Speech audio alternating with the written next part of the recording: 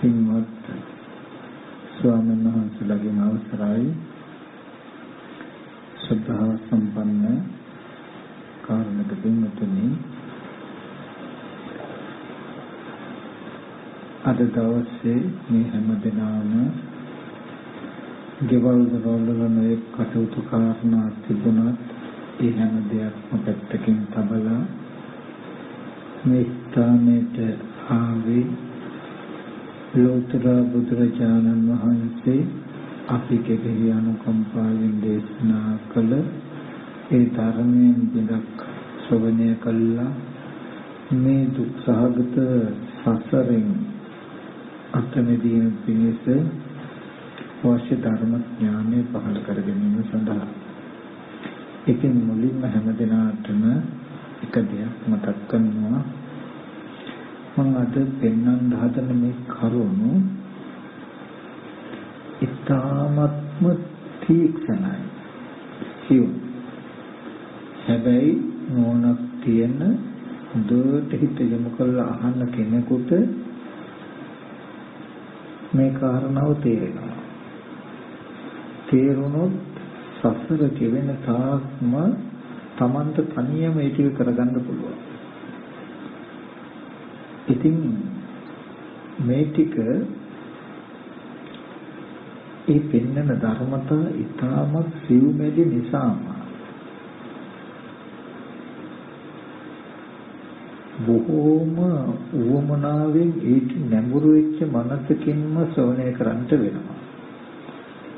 එහෙ මෙහෙ දුවන සිත් ඇතුව සෙල්ලෙන මනසක් ඇතුව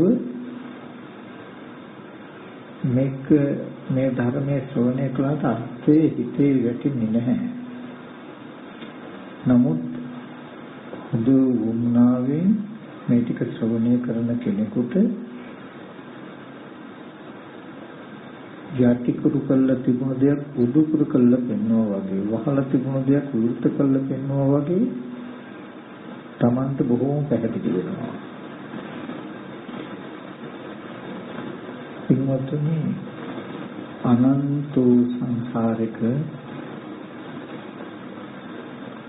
කෙලවරක් පෙනෙන්නේ නැති පණවන්න බැරි සංසාරයක අපි හැම කෙනෙක්ම ඉපදෙමින් මැරෙමින් ඉපදෙමින් එනවා.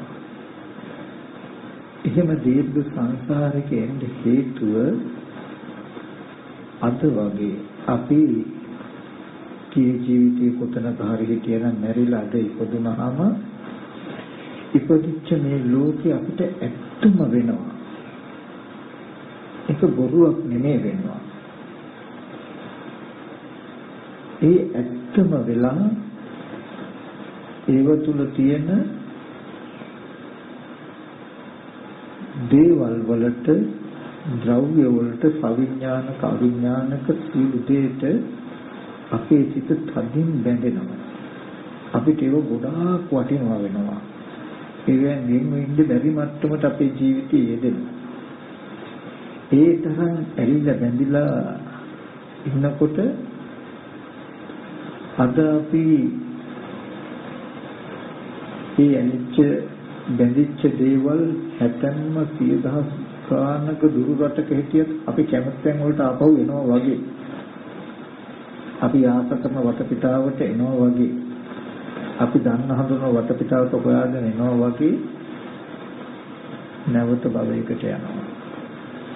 ආයෙත් ඒ ඉපදුණු ජීවිතයක මේ විත්තිකතම මේ ඔක්කොම ඇත්ත කරලා පෙන්නනවා.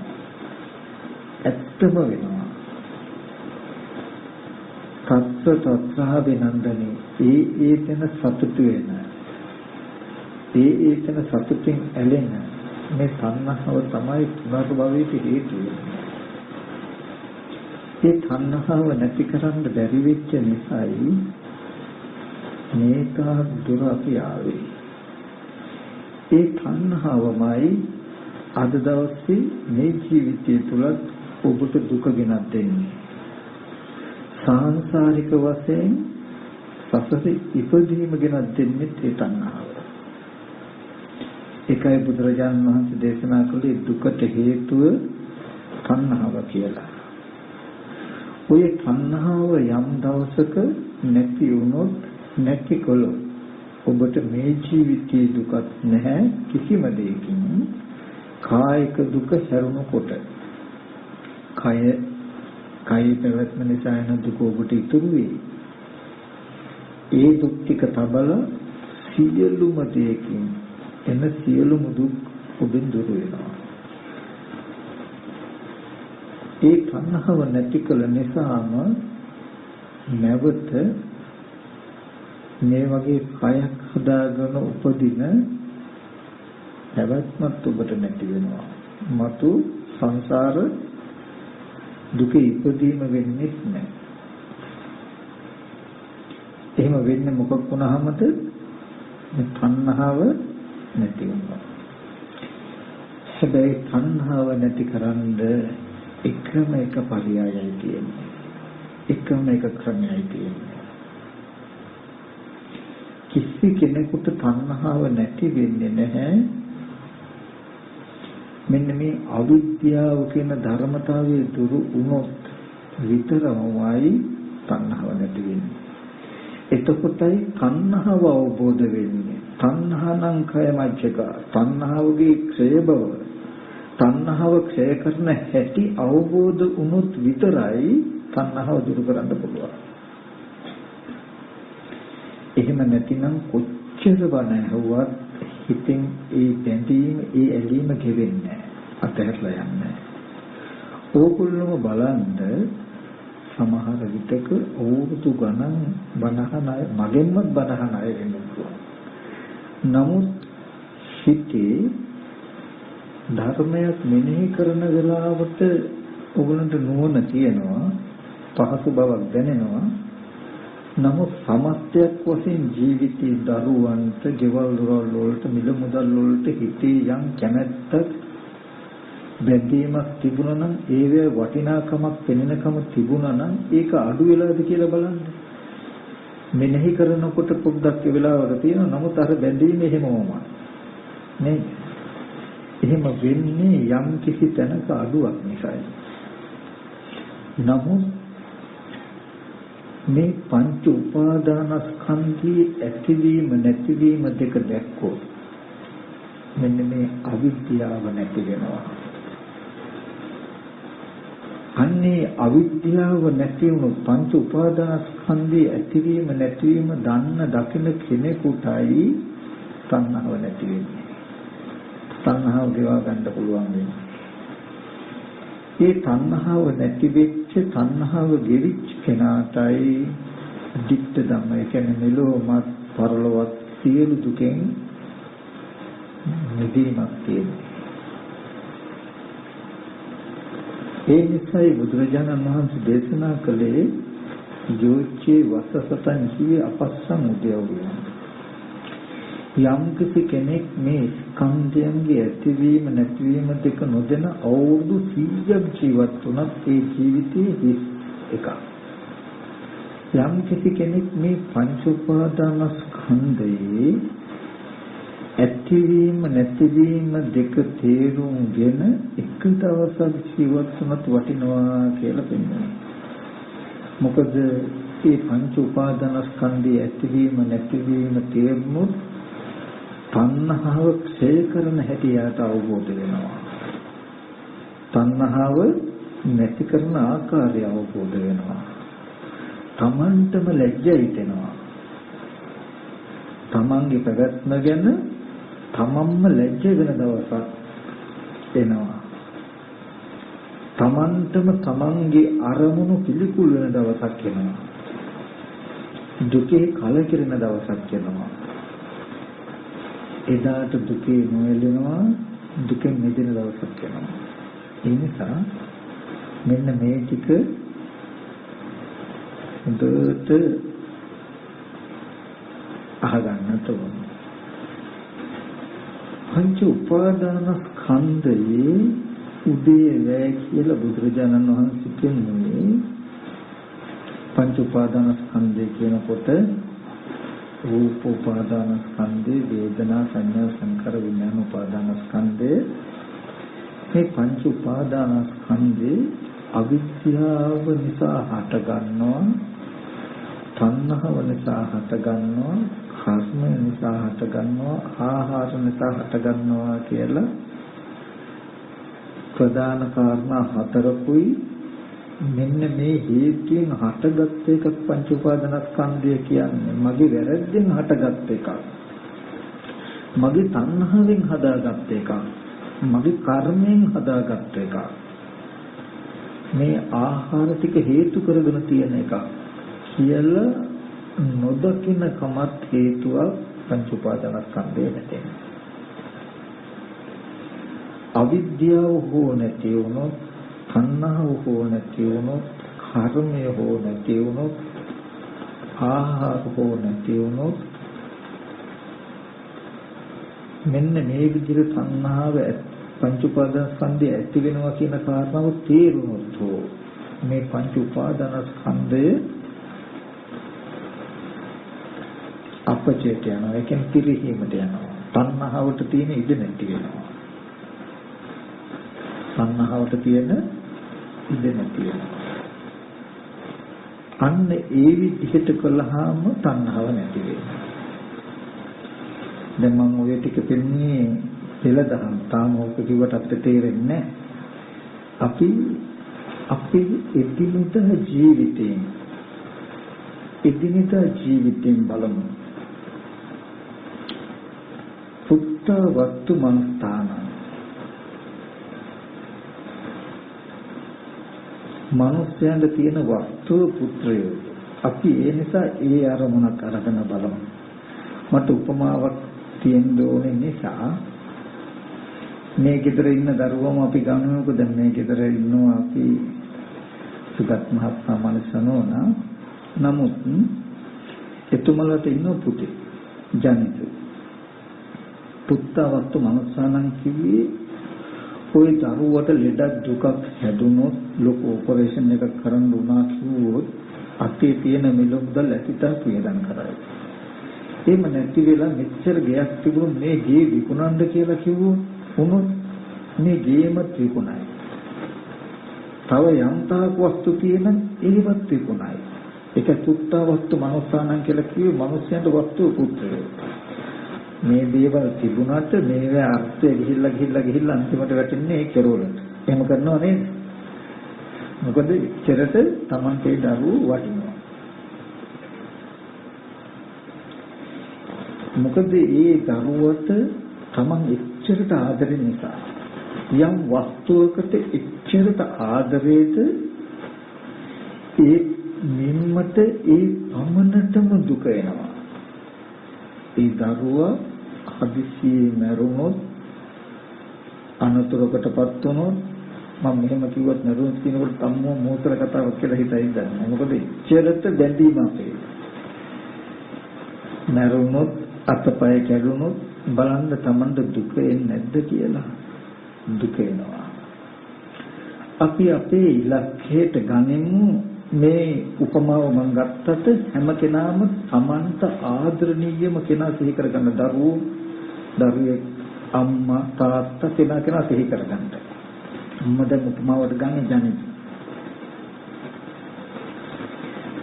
දැන් මෙන්න මේ දරුවා සිහි වෙන දරුවට ආදරේ තියෙන නිමිත්තට කියනවා පංච උපාදානස්කන්ධය කියලා.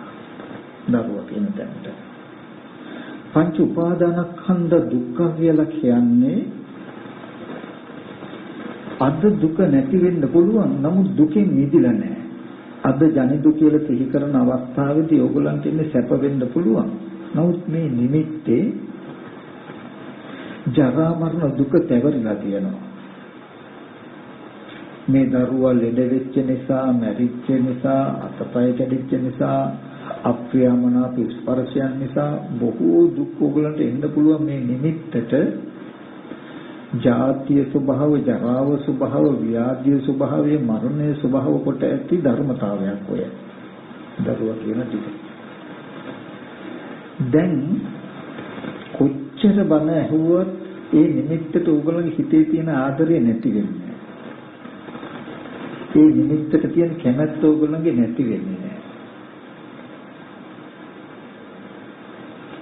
අනිත්‍යයි කියලා සිහි කළා අනිත්‍ය තමයි.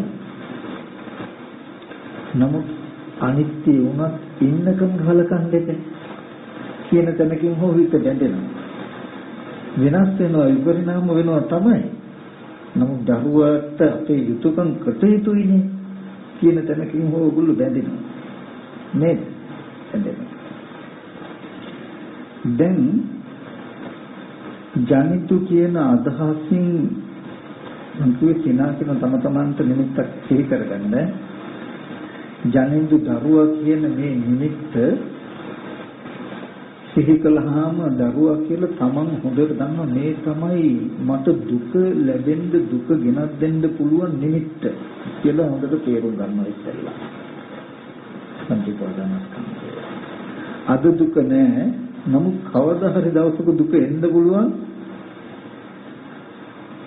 නිමිත්ත නිසා මේක දුකෙන් මිදෙලා නැහැ දුක්ඛ සත්‍යය. දැන් මේ දුක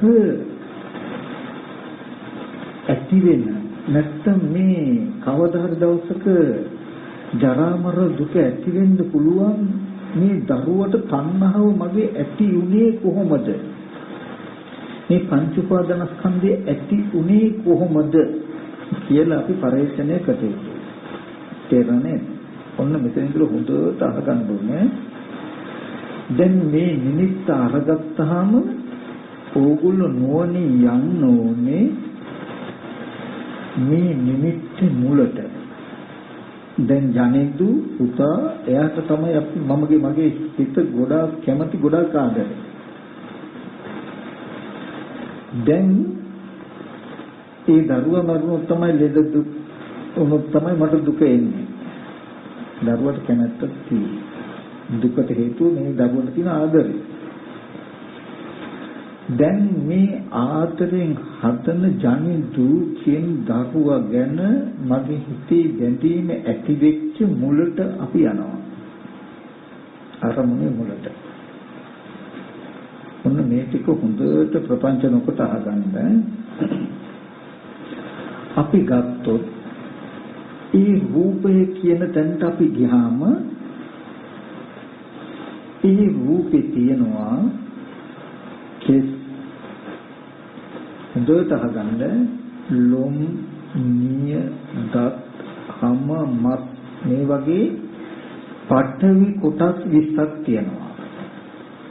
සිහිපත් කරගන්න බාහිර කළු ගලක හුඹහ කළු ගලක් අචේතනික පුටුවක් මේසයක් වගේ ගත්තොත් එතන තියෙන තද ගතිය සත්‍යයක් පුද්ගලයෙක් නෙමෙයි නේද? කළු ගලක් ගත්තොත් පුටුවක් ගත්තොත් හුඹහක් ගත්තොත් නැටි ටිකක් ගත්තොත් සත්‍යයක් පුද්ගලයෙක් නෙමෙයි නේද? අචේතනික වස්තුවක් නේද? ඒ වගේමයි සමකරන්න කෙස්ලොම් නේදත් කියපු කොටස් 20ම අර පටවි ගතියයි මේ කොටස් 20 තියෙන තද ස්වභාවයයි සමානවමයි. හොඳට නිමිත්ත ගන්න. කිසිම වෙනසක් නැහැ සත්‍යයේනෝ පුද්ගලයේනෝ අචේතනික වස්තුවක්. ඊට පස්සේ මම ජනෙදු කියන තැන රූපේ තියෙනවා පිට සෙම සරව ලී දහදිය මේද තෙල් කඳුළු උරුණු තෙල් කෙල්ල තොටු මුත්‍රා මේ වගේ ආපෝ කොටස් 12. බාහිර ලිඳක වැවක පොකුණක තියෙන වතුර සත්‍යෙක හෝ පුද්ගලයෙක් හෝ ආත්මයක් හෝ නෙමෙයි නේද? ආත්මයක් හෝ නෙමෙයි. අචේතනික වස්තුවක් නේද? ඒ විදිහටම සමකොට දකින්ද මේ ආපෝ පිටසම කියන කොටස් 12 වතුර බඳුමයි අචේතනික අවිඥානිකම වස්තුවක්.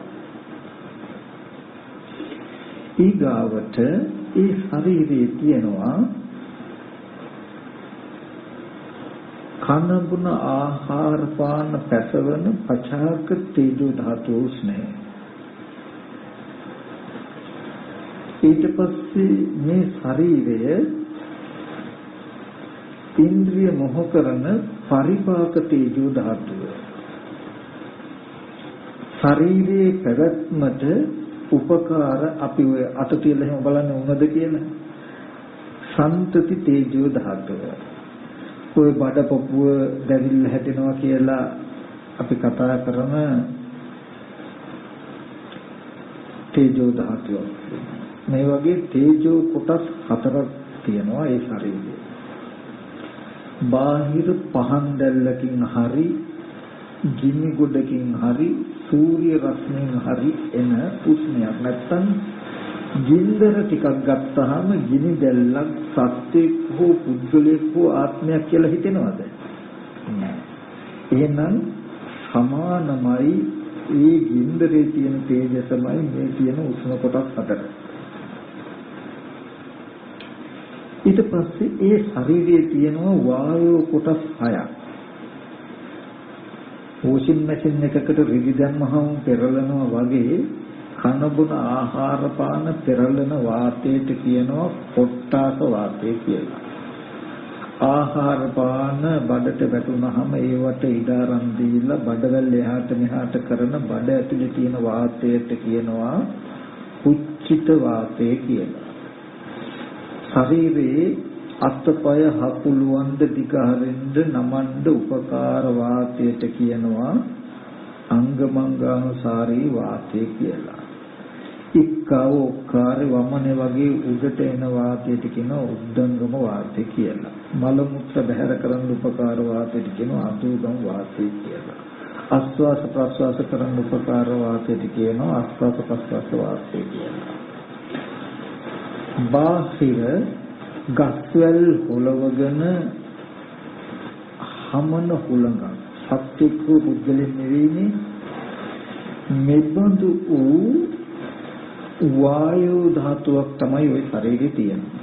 නිමිති ගන්න පුළුවන් කොටස් 32කුත් සතර මහා ධාතු වශයෙන් ගත්තොත් ප්‍රධාන වශයෙන් නිමිති ගන්න පුළුවන් ලක්ෂණ 42කින් නිර්මිත රූපമിതിයක් තමයි අවකාශ ධාතුව අවුරාගෙන රාශි වෙච්ච රූපമിതിය තියෙන්නේ.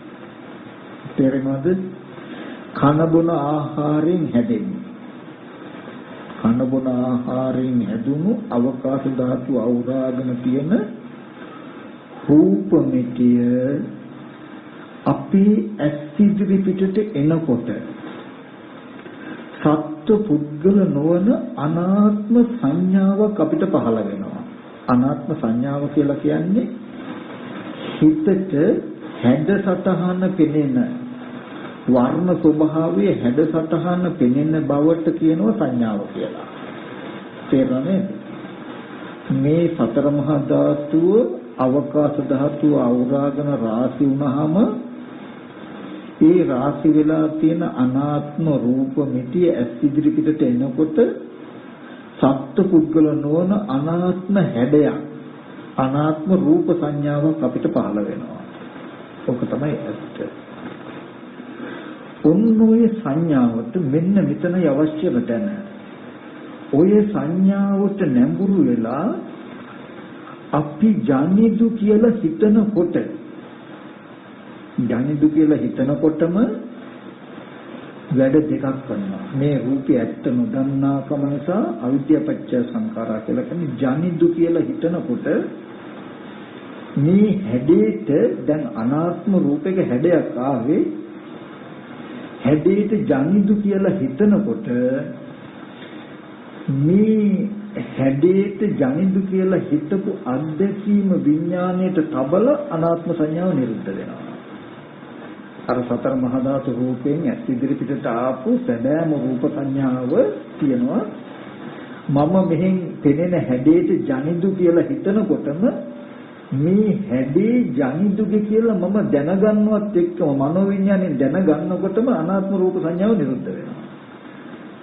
දැන් දැකපු එක සම්පූර්ණ නිරුද්ධයි. මේ හැඩේ ජනිදුගේ කියන අදහසක් මගේ මනසේ තියෙනවා.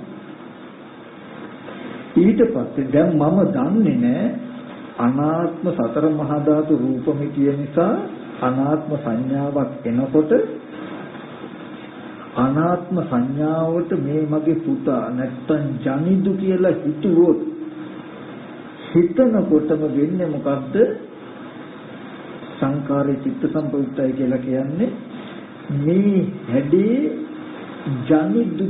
ජනිදු කියන දැනුම මට තබනවා දීලා ඇස් ඉදිරියට ආපු අනාත්ම රූප සංඥාව එවෙලම නිරුද්ධ වෙනවා. ස්පර්ශ නිරුද්ධ වෙනවා, නිරුද්ධ වෙනවා. ඔන්න දැන් මේ හිතේ තියෙන නිමිත්ත අරගෙන මේ මගේ පුතා නේද? මෙයාගේ නම ජනිතු නේද? මෙයාගේ අනාගතේ මෙහෙම හදන්න ඕනේ නේද කියලා දැන් අර හිතේ තියෙන පුද්ගල නිමිත්තට ඔන්න දැන් මේ හිතේ තියෙන ජනිතු කියන නිමිත්ත රූපය ඕගොල්ලෝ හදාගත්තේ අවිද්‍යාව ප්‍රත්‍යයෙන්. පංච උපාදානස්කන්ධය කියලා කියන්නේ දැන් මේ හිතේ තියෙන ඕගොල්ලන්ට උපාදාන වෙන රූපයක් ජනිතු කියලා. සත්ත්ව පුද්ගල ආත්ම භාවයේ තියෙන මේ නිමිත්ත. තේරෙනවද? නමුත් දැන් ඕගොල්ලෝ කවදාවත් දන්නේ ඇස් ඉදිරි පිටට එන සංඥාවට අපි මෙහෙම හිතනකොට සංඥාව අරඹය හිතපු අත්දැකීම සිතට විඥාණයට පවරලා අනාත්ම සංඥාව නිරුද්ධ වෙනවා. එතකොට මම හිතපු ගතියනොත් එක්ක මේ සංඥාව මන් තුළ පුද්ගල භාවයකින් පවතිනව නේද කියලා දන්නේ හිතේ අත්දැකීම හිතට සිහි කරන්න පුළුවන්. දැන් ජනිතු කියලා ඉන්නේ. අර හැඩයට හිතුවාම හිතපු දේ දැනගත්තනේ දැනගන්න දේ සිහි කරනකොට ඕගොල්ලන්ට තාම පෙනෙන්නේ බාහිර දේ සිහි කරනවා වගේ. බාහිර ඉන්න කෙනා සිහි කරනවා වගේ. දැන් ඉන්න දරුවට මෙහෙම කරන්න ඕනේ මේ විදිහට කරන්න ඕනේ යාගේ අනාගතේ හදන්න ඕනේ කියලා අර හිතේ තියෙන ජනිදු කියන නිමිත්තට හැඩේට උගුළු බොහෝ සෙයින් විතරක උපදිනවා. කොච්චර උපදිනවද කියනනම් ඒ නිමිත්ත කෙරෙහි සෙනෙහස ආදරය කියන ගතිය තණ්හාව ඇති වෙන තාක් හිතනවා. ඊට පස්සේ මෙහෙම හිතනකොට හිතන කමට ඕගොල්ලෝගේ කය සවිඥානිකයි. සවිඥානික ඇහැට ආයි අර කන බොන ආහාරයෙන් හැදුණු සතර මහා ධාතු රූපය ඇස් ඉදිරි පිටට ආවොත් අනාත්ම සංඥාව ඇස් ඉදිරි පිටට එනකොටම මෙච්චර වෙලා හදපු විස්තර ටික ශ්‍රද්ධිකව ආපහු මනසේ යෙදෙනවා ඕගොල්ලන්ට. කවදාවත් ඕගොල්ලන්ට අනාත්ම සිද්ධිය හම්බ වෙන්නේ නැතුව මේ ඇති කරගත්ත ප්‍රපංච සංඥාවෙන් මේ ඇති කරගත්ත කෙලෙස් ටිකෙන් තුන් කාලෙම ඔයගොල්ලන්ව යට කරනවා.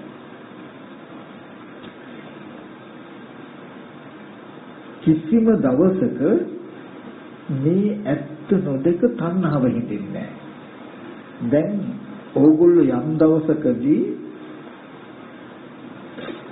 තණ්හාව හිතෙනව නම් හිතෙන්නේ මෙන්න මේ විදිහට ඕගොල්ලන්ට මෙනෙහි කරන්න පුළුවන් නම් කොහොමද දරුවා කියලා සිහි වෙලා මොනවා හරි දෙයක් අපි කියමු දුක එනවනම්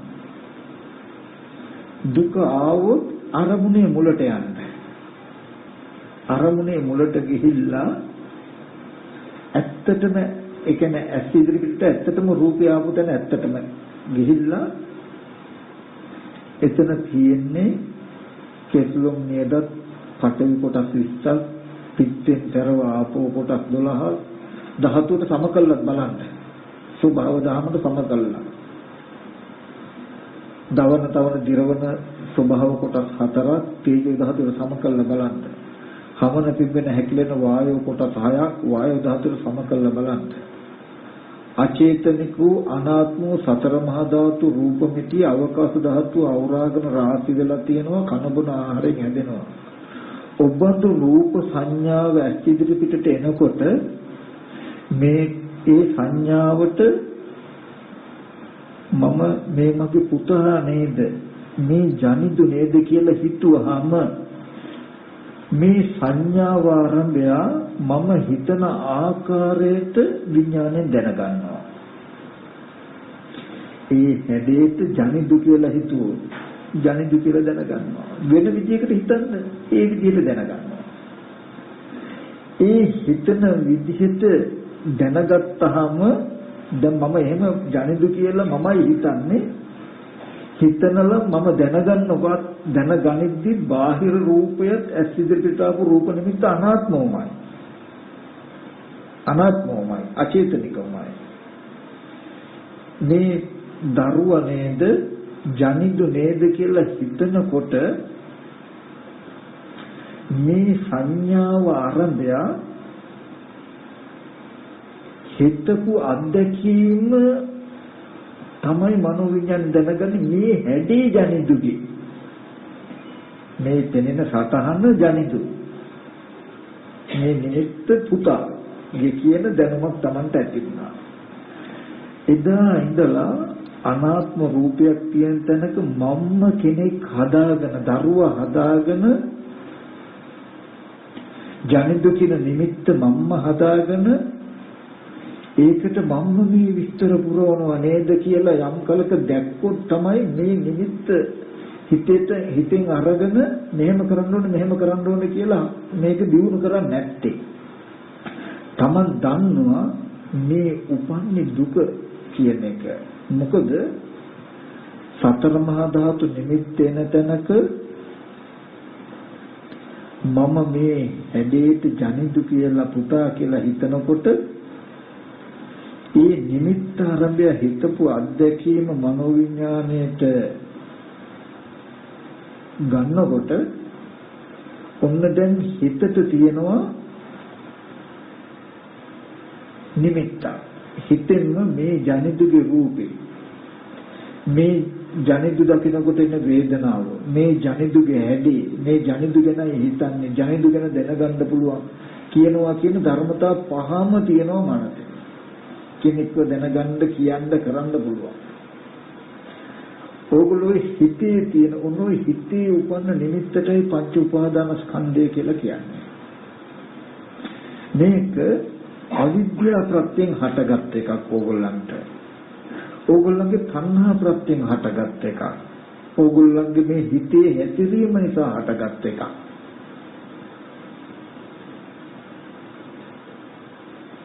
මෙන්න මේ නිමිත්තටයි ජරා මරණ දුක දෙන්නේ. මොකද ඕගොල්ලෝ ජනිදු කියලා හිතාගෙන මනෝමයෙන් හිතියට කන බොන ආහාරයෙන් හැදුණු සතර මහා ධාතු එක විදිහකට තියෙන්නේ. සතර මහා ධාතු අඩු වැඩි වෙනකොට රූපේ කැඩෙන්න පුළුවන්, බිඳෙන්න පුළුවන්, කුඩු වෙන්න පුළුවන්, වෙනස් වෙන්න පුළුවන්. ඊගවසරේට ඇස් ඉදිරි පිටට එනකොට පහළ වෙන රූපේ වෙනස් වීම මත පහළ වෙන හැඩේ වෙනස්, සංඥා වෙනස්. එතකොට තමන් පෙර හැඩයට තණ්හා කරලා තියෙනකොට දැන් වෙනස්. අනේ දරුවා කෙට්ටු වෙලානේ. දරුවා ලෙඩ වෙලානේ. දරුවා මැරිලානේ කියලා මේ දුක් ටික ඔයගොල්ලන්ට විඳින්න වෙනවා. මේ තමන් මනසෙන් උපදවාගත්ත කෙනෙක් වූ පුද්ගලයෙක් වූ මේ මනසේ තියෙන නිමිත්තට තමයි පංච උපාදානස්කන්ධය කියලා කියන්නේ. ඔය ජනිදු කියන පුද්ගල නිමිත්ත තමයි පංච උපාදානස්කන්ධය කියන්නේ. ඔන්න ඕකටයි ඕගොල්ලෝ මේ මගේ දරුවා කියලා උපාදාන වෙලා තියෙන්නේ. පංච උපාදානස්කන්ධයට උපාදාන වෙලා තියෙන්නේ. මේ පංච උපාදානස්කන්ධයේ හැදෙන්නේ අවිද්‍යාව ප්‍රත්‍යයෙන්. මොකක්ද අවිද්‍යාව? ඇස් ඉදිරි පිටට එන රූපය අනාත්මයි. ඒ නිසා රූප සංඥාවක් හැඩතලයක් පෙනෙනවා. ඕකට අපි දරුවා කියලා හිතුවොත් මේ හැඩේ දරුවා කියන අත්දැකීම විඥාණයට පවර්ලා දරුවෙක් හදනව නේද? මේ විදිහට දුක උපදින නිමිත්තක් හදනව නේද කියලා ඔයගොල්ලෝ දන්නේ නැහැ. අවිද්‍යාව නිරුද්ධ වුණොත් කියලා කියන්නේ මේ සතර මහා ධාතුව නිසා ඇස් ඉදිරියට එන අනාත්ම සංඥාවට ඌපරිදි වචනය පවර්ලා දුන්නොත් මේ සතර මහා ධාතුව නිසා අනාත්ම සංඥාවක් නේද පහළ වෙන්නේ කියන එක අල්ලා දුන්නොත් සත්ත්ව පුද්ගල නොවන අනාත්ම සංඥාවක් කියන හැඟීම එනවා මේ හැඩේ විඥාණයට පවර ගන්නවා. ඒකයි ඌපරිදි වචනය පවර්ලා දීම නිවනට කියලා අපි මතකද කිංසුකෝපම සූත්‍රයේ කිව්වේ නගරෙහියට ඌ පරිදි වචනේ පවර්ලා දෙනවා කියන එක නිවර්තමක් කියලා මේ පංච උපාදානස්කන්ධය හදා ගන්න බෑ. ඒ කියන්නේ දරුවෙක් මවාගෙන දරුවෙකුට තණ්හාව හදා ගන්න බෑ. තේරෙනවද? අපි මෙහෙම කිව්වොත් දැන් ඔය විදිහටමයි තමන් කියන ශරීරය ගන්න කෙස්ලොම් නියදත් කියන පඨවි කොටස් 20යි මේ පඨවි ධාතුව බාහිර ගස්වල වල ඇති පඨවි ධාතුව කෙස්ලොම් කියන පඨවි ධාතුව පඨවි ධාතුමයි සත්ත්ව පුද්ගල නොවන අනාත්ම ධර්මතාවය මේ ශරීරයේ තියෙනවා පිත්තසෙන් තරව කියලා ආපෝ ස්වභාවයේ ලිංගව පොකුණ වල තියෙන ජලයේ ආපෝ ස්වභාවයත් පිත්තසෙන් තරව කියන ආපෝ ස්වභාවයත් සමානයි මේ ශරීරයේ තියෙනවා දවන තවන දිරවන ස්වභාව උෂ්ණ හතරක් බාහිර ගිනි ගොඩක සූර්ය රශ්මිය තියෙන උෂ්ණයත් මේ උෂ්ණයත් සමානයි මේ ශරීරයේ තියෙනවා සොලවන කුම්බන හකුලන සොලවන ස්වභාවයෙන් යුක්ත වායු කොටස් 6ක් බාහිර වායු ධාතුව සමානයි අවකාශ ධාතුව අවරාගෙන රාශි වෙලා තියෙන සතර මහා ධාතු රූප මිටියේ කය යන ගණයට යනවා කන බොන ආහාරයෙන් මේ කය හැදිලා තියෙනවා තමන්ගේ ඇස් ඉදිරි පිටට ඒ රූප මිටිය පහළ වෙනකොට අනාත්ම සංඥාවක් පහළ වෙනවා ඒ සංඥාවට මම කියලා ඔයගොල්ලෝ හිතනකොට මේ හැඩේ මම කියන අත්දැකීම මනෝවිඤ්ඤාණයට තබල අනාත්ම සංඥාව නිරුද්ධ වෙනවා. නිරුද්ධ වුණාම දැන් මේ හැඩේ මම කියන අත්දැකීම ඔයගොල්ලන්ට තියෙනවා. මම මෙහෙම කෙනෙක් මම මෙහෙම කරන්න ඕනේ මේ විදිහට හදා ගන්න ඕනේ කියලා ආයෝහන සංඛාරා කියලා කියන්නේ මම වටා තණ්හාව ඇති වෙන තා තමන්ව නිර්මාණය කරගන්නවා. දැන් මේ තමන් කියන රූපය මගේ වූ රූපය මේ හිතට මගේ රූපය හඳුනා ගන්න පුළුවන්. මගේ රූපය හිතෙන් විඳින්න පුළුවන්. මගේ රූපය හඳුනා ගන්න පුළුවන්. මගේ රූපය ගැන හිතන්න පුළුවන්. මගේ රූපය දැනගන්න පුළුවන්. රූපය විඳින්න හඳුනන්න කල්පනා කරන්න දැනගන්න පුළුවන්කම දැන් මේ මගේ රූපයත් එක්ක තියෙනවා. මට රූපයක් තියෙනවා මගේ රූපෙ විඳින්න පුළුවන් මගේ රූපෙ හඳුනගන්න පුළුවන් මගේ රූපෙට හිතන්න පුළුවන් මගේ රූපෙ දැනගන්න පුළුවන්කම. දැන් මේ මම කියලා ස්කන්ධ පංචකයම තමන් අවිද්‍යාව ප්‍රත්‍යයෙන් හදාගත්ත එකක්. අරමුණු ටිකේ තණ්හාවෙන් හැසිරීම නිසා හදාගත්ත එකක්. මම කියලා හිතපු කම නිසා කර්මය නිසා හදාගත්ත එකක්. දැන් මොන්න මමත් ඉන්නවා මම කියන නිමිත්ත සිහි කළ හැකි ජනිදුත් ඉන්නවා ජනිදුත් සිහි කළ හැකි දැන් මම මේ නිමිත්ත මගේ පුතා මමයි මගේ පුතයි දෙන්නම ඉන්නවා ඊට පස්සේ කන බොන ආහාරයෙන් හැදුණු ඔය වගේම කුණප කොටස් පඨවි කොටස් 20යි ආපෝ තේජෝ වායෝ කියන සතර මහා ධාතු අවකාශ ධාතු අවරාගන් තියෙන රූප මිටිය ඇස් ඉදිරි පිටට එනකොට අනාත්ම සංඥාවක් පහළ වෙනවා. ඒ සංඥාව ආරම්භය මේ ජනිදුගේ අම්මා කියලා හිතනකොට දැන් මේ හැඩේ ජනිදුගේ අම්මා කියන අත්දැකීම හිතට දීලා අනාත්ම සංඥාව නිරුද්ධ වෙනවා. දැන් ජනිදුගේ අම්මගේ රූපي Tamanට හඳුනන්න පුළුවන් ඒ රූපේ විඳින්න පුළුවන් රූපේ ගැන හිතන්නත් පුළුවන් රූපේ දැනගන්නත් පුළුවන්. ඔන්න දැන් පවුලක්ම තියෙනවා ජනිදු ඉන්නවා ජනිදුගේ මමත් ඉන්නවා ජනිදුගේ අම්මත් ඉන්නවා. හැබැයි ලෝකේ ශුන්‍යයි. ඇහැට උඩින් පවතින ධර්මතාව ටික සම්පූර්ණ ශුන්‍යතාවයක්. මේ විදිහට මේ නමුත් ඕගොල්ලෝ කවදාවත් දන්නේ මේ විදිහට මේ පංච උපාදානස්කන්ධයේ උපචේත යනවා රැස් වෙනව නේද? ගිහිල්ලා අන්තිමට පංච උපාදානස්කන්ධ ලෝකයක් හැදෙනවා. අම්මා තාත්තා අයියා අක්කා සීයා මාමා නැන්දා කියලා මේ වගේ බොහෝ පුද්ගලයෝ ඉන්න ලෝකයක් හැදෙනවා. හිතෙන් මේවට පිළිතුරු සපයනවා. සතර මහා ධාතුව නිසා අනාත්ම සංඥාව පහළ වෙන ගානේ තමන්ගාව තියෙන විස්තර ටික ඉදිරිපත් වෙනවා. මේ පංච උපාදාන ස්කන්ධයේ හැදුන හැටි ආපහු අනාත්ම ස්පර්ශ වෙන ගානේ ඒ ටික ආපහු තමන් තුළ යෙදෙනව නේද කියන එක නොදන්නකම නිසා තමන් හිතාගෙන ඉන්නේ සතර මහා ධාතුවේ ජනිදු ඉන්නවා. සතර මහා ධාතුවේ මම ඉන්නවා. සතර මහා ධාතුවේ ජනිදුගේ අම්මා ඉන්නවා. සතර මහා ධාතුවේ ජනිදුගේ සීයා ඉන්නවා කියලා හිතාගෙන ඉන්නේ. එයා සතර මහා ධාතුවේ සතුට වෙනවා. සතර මහා ධාතුවේ ඇලෙනවා. මේ ඇත්ත නොදන්නකොට සතර මහා ධාතුවේ බැඳෙනවා. ඇලුනහම බැඳුනහම මිදෙන්නේ නැහැ සතර මහා ධාතුවේ. එයා ජාති ජරා මරණ ශෝක පරිදේවයන්ගෙන් මිදෙන්නේ නැහැ. කිර් දුක් දුන්නසින් මිදෙන්නේ නැහැ. යම් වෙලාවක අවිද්‍යාව දුරුවන, තණ්හාව දුරුවන, කර්මය දුරුවන මේ පංච උපාදාන ස්කන්ධය අපචේත යනවා. රැස් වෙන්නේ. ඒ කියන්නේ ඇස් ඉදිරි පිටට හම්බ වෙන මේ රූපේ ඇත්ත ඇති හැටි පෙන්වෝ. නිබ්බන්දු රූපයක් ඇස් ඉදිරි පිටනොට අනාත්ම සංඥාව පහළ වෙනව නේද කියලා පෙන්වනවා. මේ පේන හැදී අරබය යම් විදිහකට හිතුවොත් ඒ හිතන ආකාරයටම මේ හැදී මනෝවිඤ්ඤාණයට අල්ලලා දෙනවා. එතකොට මේ ප්‍රපංච සංඥාව කියලා මේ සංඥාවට කියන්නේ තණ්හා දිට්ඨිමාන වශයෙන් ප්‍රමාද කරවනවා. ඒ හැදී කෙනෙක් කියලා හිතුවොත් මේ හැදී කෙනෙක් කියන එකයි විඥාණයට අල්ලලා දෙන්නේ. සිතට අල්ලලා දෙන්නේ. එතකොට සිතේ දැනුම තියෙන්නේ මොකද්ද? පුද්ගලයෙක් ඉන්නවා කියලා.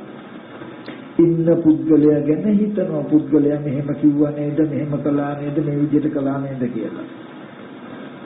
ඕගොල්ලෝ යම් වෙලාවකදී මේ පංච උපාදානස්කන්ධී උදේවැය දකින්නවා කියලා කියන්නේ බාහිර ශුන්‍යතාවයේ දකිනවා. සතර මහා ධාතුවක්, අවකාශ ධාතුව, පංච මහා භූත රූපය ඇස් ඉදිරි පිටට එනකොට හොඳට බලන්න අනාත්මයි සංඥාව.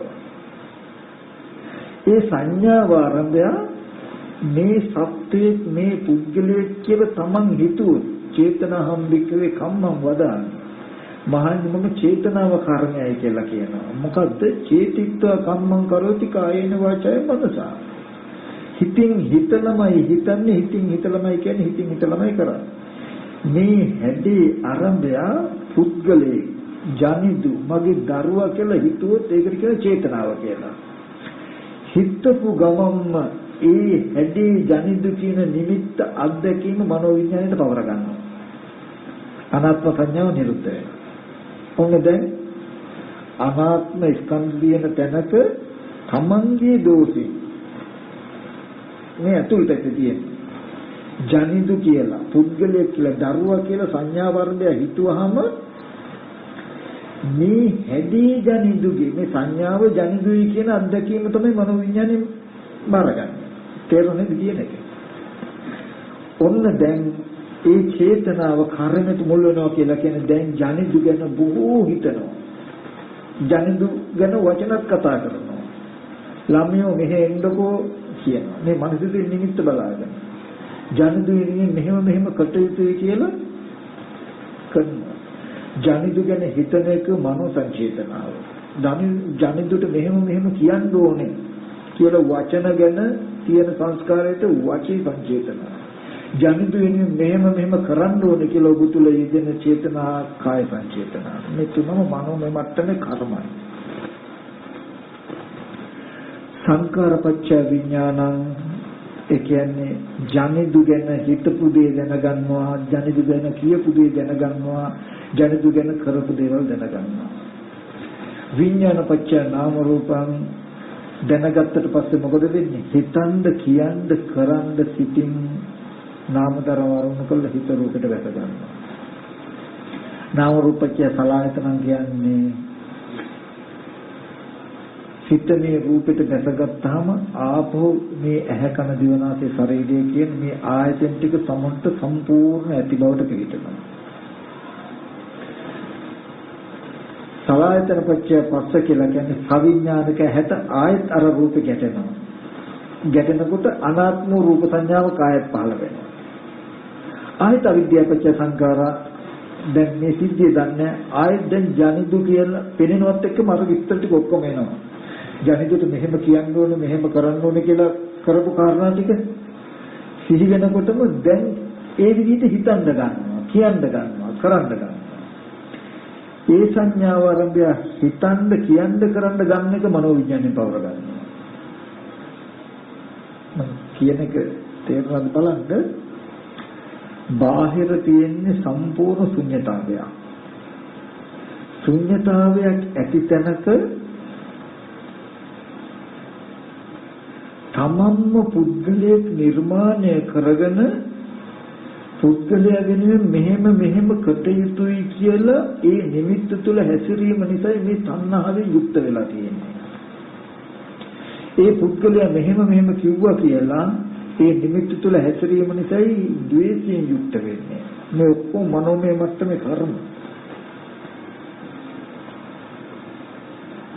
යම් වෙලාවකදී ජනිදු දරුවා වෙනුවෙන් මෙහෙම කරන්න ඕනේ කියලා හිතනකොටම මේ මම්ම කෙනෙක් උපදවාගෙන මම්ම දරුවා හදාගෙන මම මේ හදාගත්ත දරුවා ආරම්භය මේ සැලසුම් කරනවා නේද කියලා සිහි කරන්න. සිහි කරනකොට හිත පිළිගන්නේ දරුවා ඉන්නවනේ කියන එක තියෙනවා.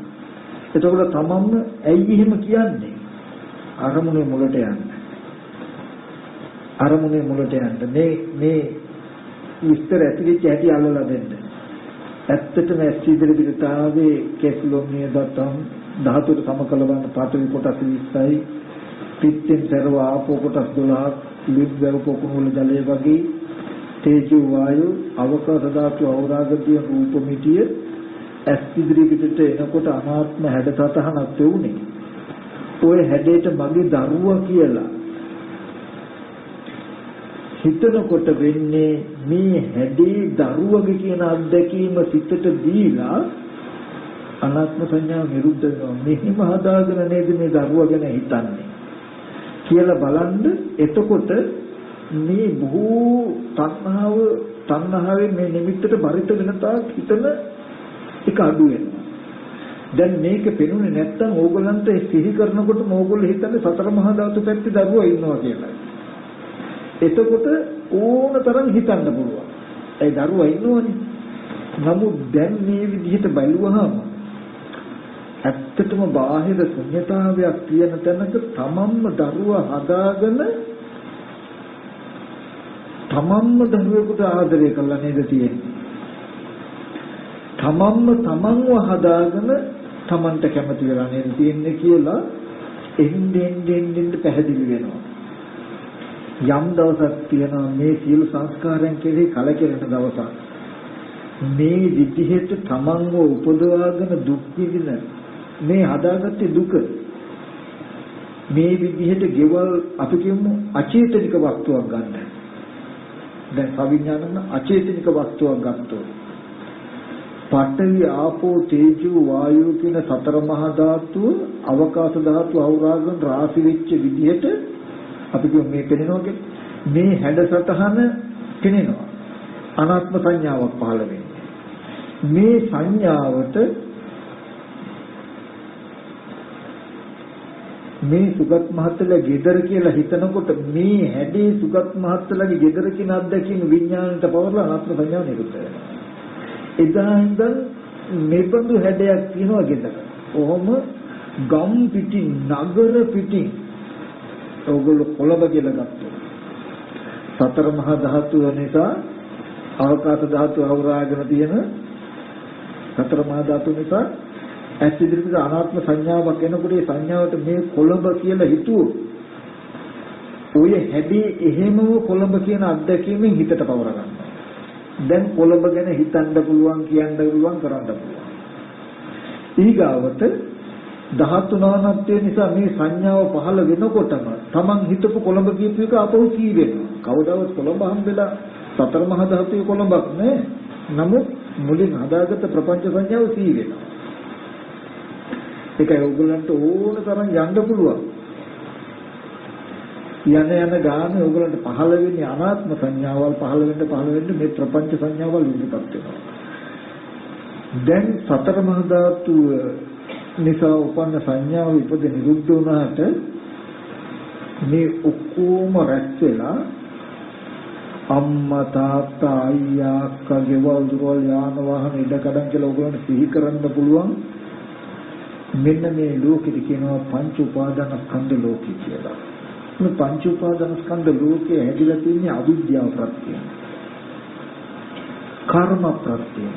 තණ්හා ප්‍රත්‍යයෙන්. ඕකේ ඇතුලේ තමන් ඉන්නවා. තමන්ගේ නෑදෑයෝ ඉන්නවා. ජරා මරණ ශෝක පරිදේ දුක්ඛ දෝමන සුපායස ඔක්කොම දුක් ටික තියෙනවා.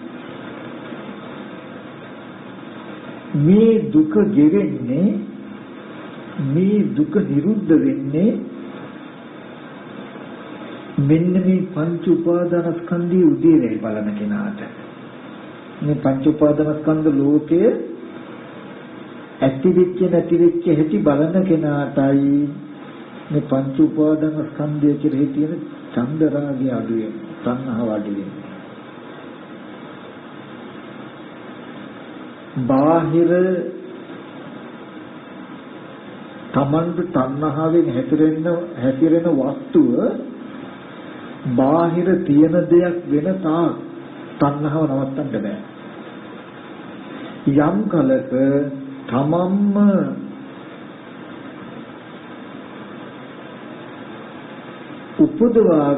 උපදවාගත්ත දෙයට තමන්ම දුක ඇති වෙන තාක් හිතල දුක් විඳිනව නේද කියලා. දුක උපද්දවාගෙන දුක් විඳිනවා නේද කියන කාරණාව තේරුණු දවසටයි දුකේ කලකිරෙන්නේ.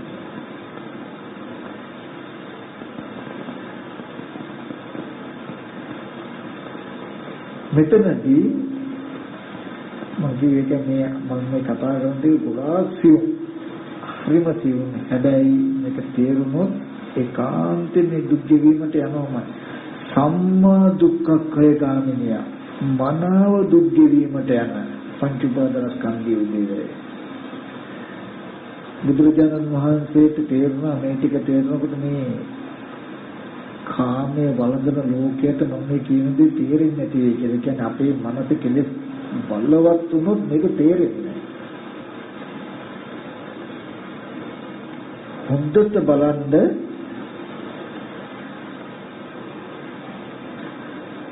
මේ ඔක්කොම සංයෝජන ටික තියෙන්නේ තමන්ව ගන්න.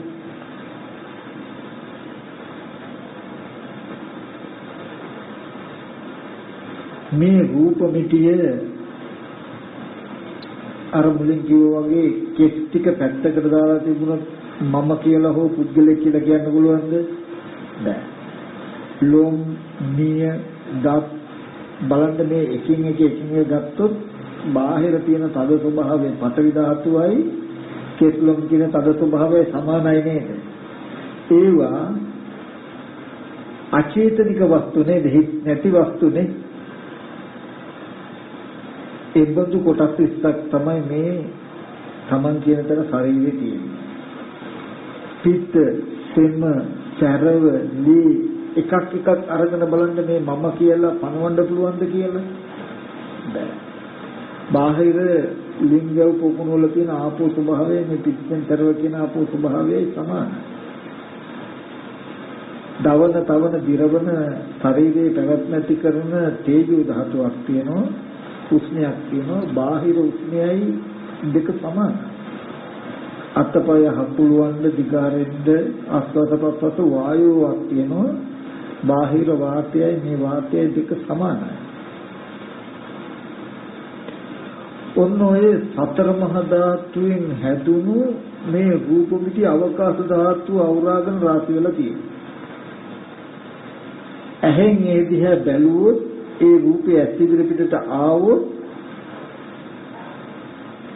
සතර මහා ධාතු රූපය අවකාශ ධාතුවේ රාශි වෙලා තියෙන ආකාරය හැඩයක් හිතට පෙනේ. කෙනෙක්ගේ නෙමෙයි සතර මහා ධාතු රූපമിതിය අවකාශ ධාතුවේ පිහිටලා තියෙන ආකාරයට හැඩයක් තියෙන්නේ. හිතට හැඩතටහනක් තියෙන්නේ. ඒ හිතට පෙනෙන හැඩතටහනට කියන සංඥාව කියලා. කෙනෙක්ගේ පුද්ගලයෙක් නෙමෙයි. ඔය සංඥාවට අපිම මම කියලා හිතුවොත් හිතන එක මනෝවිඤ්ඤාණයෙන් දැනගන්නවා මේ එහෙම හිතුවොත් වෙන දෝෂය මොකද්ද? සංඥාව ආරම්භය යම් විදිහකටද හිතන්නේ හිතන ආකාරයේ විඤ්ඤාණයෙන් දැනගන්නවා. මේ හැඩේ මම කියලා දැනගන්නවත් එක්කම ඇහැට පෙනුණු අනාත්ම සංඥාව නිරුද්ධ වෙනවා. අතහැරෙනවා ඒක. දැන් හිතේ මේ හැඩේ තියෙන්නේ මම කියලා. ඒ හිතේ තියෙන මේ හැඩේ සිහි කරගෙන මාව නිර්මාණය කරගන්නවා. මං ගැන හිතනවා, මං ගැනම කියනවා, මං ගැනම කටයුතු කරනවා, හිතින් කියින් කරනවා. එතකොට හොඳට බලන්න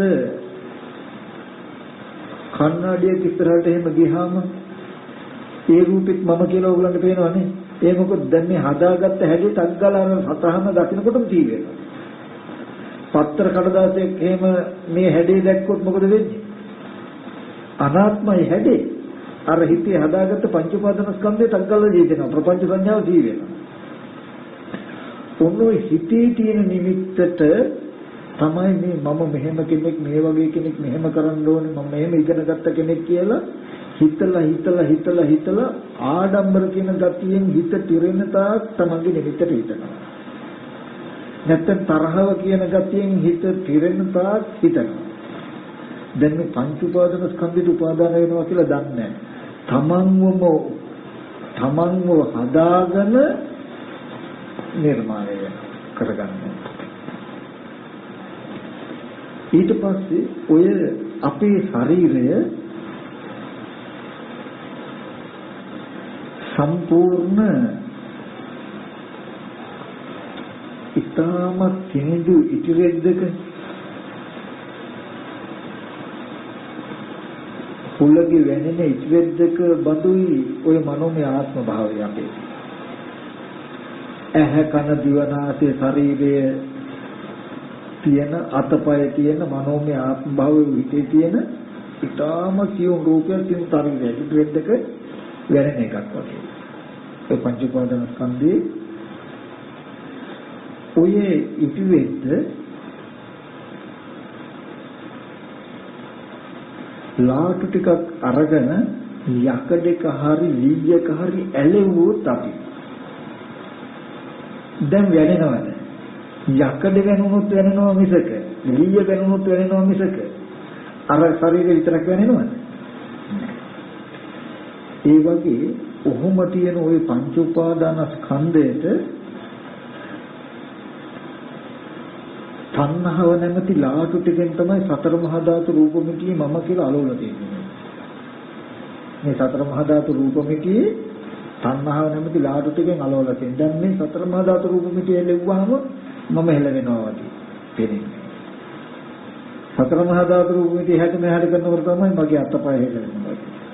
ඔගොල්ලෝ මේ පංච උපාදාන ස්කන්ධයේ උදේවැය බලන්න බාහිර සතර මහා ධාතුවේ කෙනෙක් ඉන්නවා පුද්ගලෙක් ඉන්නවා කියන ගතිය එන්නෙන් අඩු වෙනවා. සතර මහා ධාතුවේ හිත නැමෙන ගතිය හිත දැස ගන්න ගතිය අඩු වෙනවා. මනෝමය මට්ටමෙම විතර දැනෙනවා.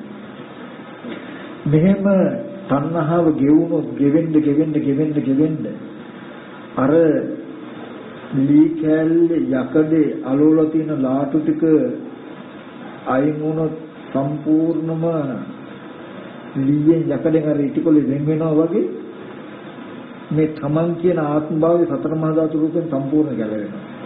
එතකොට අත්පය ඇහැ කන ඇති මම මනෝමය මට්ටමට එනවා. මේ සතර මහා ධාතු රූපෙට මොනවා වුණත් තමන්ට උනා කියලා නෙවෙයි එකක්. මේ කනගුණ ආහාරයෙන් නිරුද්ධ වෙනවා. හැබැයි ඒකයි ඇසුරු වෙනවා රූප රාග අරූප රාග මානෝද්දච්ච විද්‍යා කියන ගතිය හතරයි. හය පහ. ඒ ටිකුල මට්ටමේ ශරීරේ ඇතුළු වෙනවා රූප රාග අරූප රාග මානෝද්දච්ච අවිද්‍යාව කියන ගති එතනද ස්පර්ශ නිසා පහළ වෙන සංඥාවට මම කිව්වා කියලා හිතනකොට මම කියපු අත්දැකීම විඥාණයට තබල අනාත්ම සංඥාව නිරුද්ධ වෙනව නේද මේ බලපු විදිහට බල ඉන්නකොට ස්පර්ශ ආහාරයට ගැලවෙනවා එතකොට මත්ත්‍යකට යුක්තයි ඕරම් භාගයේ සංයෝජන කියලා කියන්නේ අවිද්‍යා කර්ම තණ්හාවෙන් හටගන්න මේ පංච උපාදාන ස්කන්ධය ඔගොල්ලෝ නොදන්න නිසා තණ්හාවෙන් සතර මහා ධාතු ඇලිලා මේ තියෙන්නේ. ඒ කියන්නේ ජනිදු කියලා සිහියෙන් සතර මහා ධාතු රූපය නිසා පහළ වෙන නිමිත්ත ජනිදු මගේ දරුවා කියලා සිහි කළා මෙහෙම හැසිරෙන්න ඕගොල්ලන්ට සතර මහා ධාතු පැත්තට මනස බර වෙනවා. දරුවා ඉන්නේ මෙහි බාහිර කියලා. ඒ කියන්නේ Tamanගේ මනස ඇලෙනවා සතර මහා ධාතු. ওই ගති ටික පෙන්වන්නේ සතර මහා ධාතු රූපෙකින්. එතකොට සතර මහා ධාතු උපස්ථාන කරනවා දරුවා කියලා හිතාගෙන මේ දරුවා කියන්නේ සිහි කරගෙන සතර මහා ධාතුව රකින්න. ඔය මට්ටමට මේ ටික සිහි වෙනකොට මම කියන හැඟීම මනෝමය තියෙනවා. මම ගැන හිතනකොට මේ සිත නැඹුරු වෙනවා මේ කයට දැක ගන්නවා. මේ කය මම වගේ වෙනවා. සතර මහා ධාතු ඇලිලා තියෙනවා. මේකට කියනවා මේ සිතේ තියෙන gati ටික තණ්හාව යොමු කරගෙන යටට බහින gati ටික කියන ඕරම් භාගිය කියලා. ඕරම් භාගිය කියන්නේ යට දිශාවට. සතර මහා ධාතු ඇතුළු කරන මට්ටමට කියනවා ඕරම් භාගිය සංයෝජන. යටට බහින සංයෝජන. සතර මහා ධාතු රූපය හා බැඳිච්ච සංයෝජන ටික තියෙනවා. ඔය පංච උපාදාන ස්කන්ධයේ උදේවැය බලන්න මේ නිමිති තියෙන තණ්හාව අඩු වෙන්න වෙන්නේ මොකද්ද? මේ විඥානයේ රූපෙට බැසගන්න එක නැහැ. මේ විඥානයේ රූපෙට බැස ගන්න බව නැති වුණොත් මොකද වෙන්නේ? මේ සම්පූර්ණ ආත්ම භාවය වෙනවා මනෝමය මට්ටමට. එදාට ඔයගලන්ට අනාගාමී කියලා කියන්නේ මේ පංචායතන නිරුද්ධයි. සලායතන නිරෝධය කියලා කියන්නේ මොකක්ද? ඇහැ කන දිව නාසය ශරීරය අතපය මේ මුකුත් නැති තැනකට එනවා. ඔයගොල්ලෝ දන්නවද මේ මම කියන අත්දැකීම සිහි කළා මේ කයට බැසගත්තාමයි Taman ඉන්නේ අතපය තියෙන්නේ. එයා රූප දකින්න ඇස් නැහැ. ශබ්ද අහනවා කන නැහැ. ඒ කියන්නේ ඇහැ ගැන කිසිදු දැනුමක් නිමිත්තක් නැහැ. උදාහරණයක් ගත්තොත් ඔයගොල්ලෝගේ කකුල හිරි වැටුනොත් ඇවිදින්න පුළුවන් කකුල තියෙන බව තේරෙන්නේ නැහැ නේද? ඒ වගේ සම්පූර්ණම මේ මමයි කියලා පණවන්න කාම ධාතුවේ නිමිත්තක් නැහැ යාට. විප්පමුත්තස සබ්බදී කියලා කියන්නේ සියලු තැන මෙතන හොඳට බලන්න උඩ යට උතුර දකුණ නැගෙනහිර බටහිර කියලා දිශාවන් තියෙන තමන්ට සාපේක්ෂව නෙවෙයිද කියලා. ඉදිරියක් පිටිපස්සක් උඩක් යටක් තියෙන කාට සාපේක්ෂවද? මේ කයෙන් මිදුනොත් ඔයගොල්ලන්ට දිශා දෙන්නේද? දිශා දෙන්නේ. අනාගාමී කෙනාට කාම ධාතුවේ කිසිම නෑදෑයෙක් සතර මහා ධාතුවේක ගන්න දෙනු නෑ. හැබැයි මේ ඒ කියන්නේ සතර මහා ධාතු හොත්තට පිළිසින් දක්නවා කියන්නේ ඇස් ඉදිරි පිටට ආවේ සතර මහා ධාතු රූපය තමන්ගේ අවිද්‍යාවේ පැවැත්ම නිසා තණ්හාවේ පැවැත්ම නිසා තමන්ව හදාගත්තා. පුතාව හදාගත්තා. පුතාගේ අම්මව හදාගත්තා. මේ විදිහට ලෝකේ හදාගත්තාම මේ ලෝකෙට කියන පංච උපාදාන ස්කන්ධ ලෝකය. හැබැයි ඒ නිමිති වල තණ්හාවේ යෙදෙන්න තියෙන පාඩුව මොකක්ද? සතර මහා ධාතුවේ බැඳෙනවා. හිතෙන්නේ මේ අපි හිතන දේවල් ඔක්කොම බාහිර තියෙන දේවල් කියලා. අවිද්‍යාව ප්‍රත්‍යයෙන් කර්ම ප්‍රත්‍යයෙන් තණ්හා ප්‍රත්‍යයෙන් ආහාර ප්‍රත්‍යයෙන් කියන්නේ මේ අවිද්‍යාව කර්ම තණ්හාවෙන් හටගත්ත මේ ටික ආහාර ටික ප්‍රත්‍ය කරගෙන පවතිනවා. අවිද්‍යා කර්ම තණ්හා පංච උපාදාන ස්කන්ධයේ ජනක ප්‍රත්‍ය. ඒ කියන්නේ උපදවන්නත් ආහාරي උපස්තම්භක ප්‍රත්‍ය. ඒ කියන්නේ උපකාර උපන්න දෙයට පවතින උපකාර කරන අර්ථයෙන් තියෙනවා. ඒ කියන්නේ දැන් හොඳට ගන්න සංඥාව ආරම්භය ජනිදු කියලා අපිට හිතෙන්නේ කියලා මනෝමය මට්ටමක් වුණොත් ඕගලන්ට කාම ලෝකේ දරුවෙක් හම්බ වෙයි. හම්බ වෙන්නේ. නමුත් මේ නිමිත්තට ඇති කරගන්න තණ්හාව සතර මහා ධාතුව මත නැමිලා පැවතුනොත් තමයි ඕගලන්ට දරුවෙකු රූපයක් ස්පර්ශ කරන්න පුළුවන් වෙන්නේ. දරුවෙකු අල්ලන්න පුළුවන් වෙන්නේ. කාමයේ තුල දරු සම්පත්තියක් විඳින්න පුළුවන් වෙන්නේ නේ. සතර මහා ධාතුවට බැසගත්තු විතරයි. එතකොට ඒකයි මේ සතර මහා ධාතු මට්ටමට ලෝකේ පවතින එකට තමයි කාම ධාතුව කියලා කියන්නේ. තමන් හිතේ නිමිත්ත සතර මහා ධාතු ඇසුරු කරගෙන පවතින තාක් තමන් කාම භූමියේ ඉන්නේ. ඒකයි දැන් සම්පූර්ණ මේ මනස දෙන gati ටික ඕගොල්ලෝ දකින්න සතර මහා ධාතුයි. තේරුණාද? ඒ කියන්නේ සතර මහා ධාතු කියලා නෙමෙයි තියෙන්නේ මේ රූප මිටිය දරුවා කියලායි. නමුත් මේ ස්කන්ධයේ උදේවැය බලන්න තමන්ට හොඳට අවබෝධ වෙනවා මොකද්ද? පංච උපාදාන ස්කන්ධයේ මනෝමයයි. මම්ම දරුවා උපද්දවාගෙන දරුවා ගැන හිතනවා නේද කියලා හිතනවා. ඇයි එහෙම කියන්නේ කියලා තමන්ම ප්‍රශ්න කළා විමසනවා. එතකොට තමන් අරමුණ මුලට අරගෙන යනවා. ඇස් ඉදිරි පිටට ආවේ ආපු රූප මිටියේ තියෙන අන්තර්ගතය වෙනවා. අවකාශ ධාතු අවරාගන රාශිය වෙලා තියෙන කියලා තේරෙනවා. ඒ බඳු රූපයක් ඇස් ඉදිරි පිටට යනකොට පහළ වුණේ අනාත්ම පුද්ගල නොවන හැඩසටහනක් පෙවුනේ. ඔය හැඩසටහනට දරුවා කියලා හිතුවේ තමන්මයි. තමන් මේ හැඩේ දරුවා කියලා හිතපු විදිහට විඥාණයෙන් දැනගත්තා. තමන් තුල දරුවා ගැන දැනුමක් ඇති වුණේ මෙහෙම නේද කියලා බලන්න සතර මහා ධාතුවට දරුවා කියලා නැමින ගතිය අඩු වෙනවා.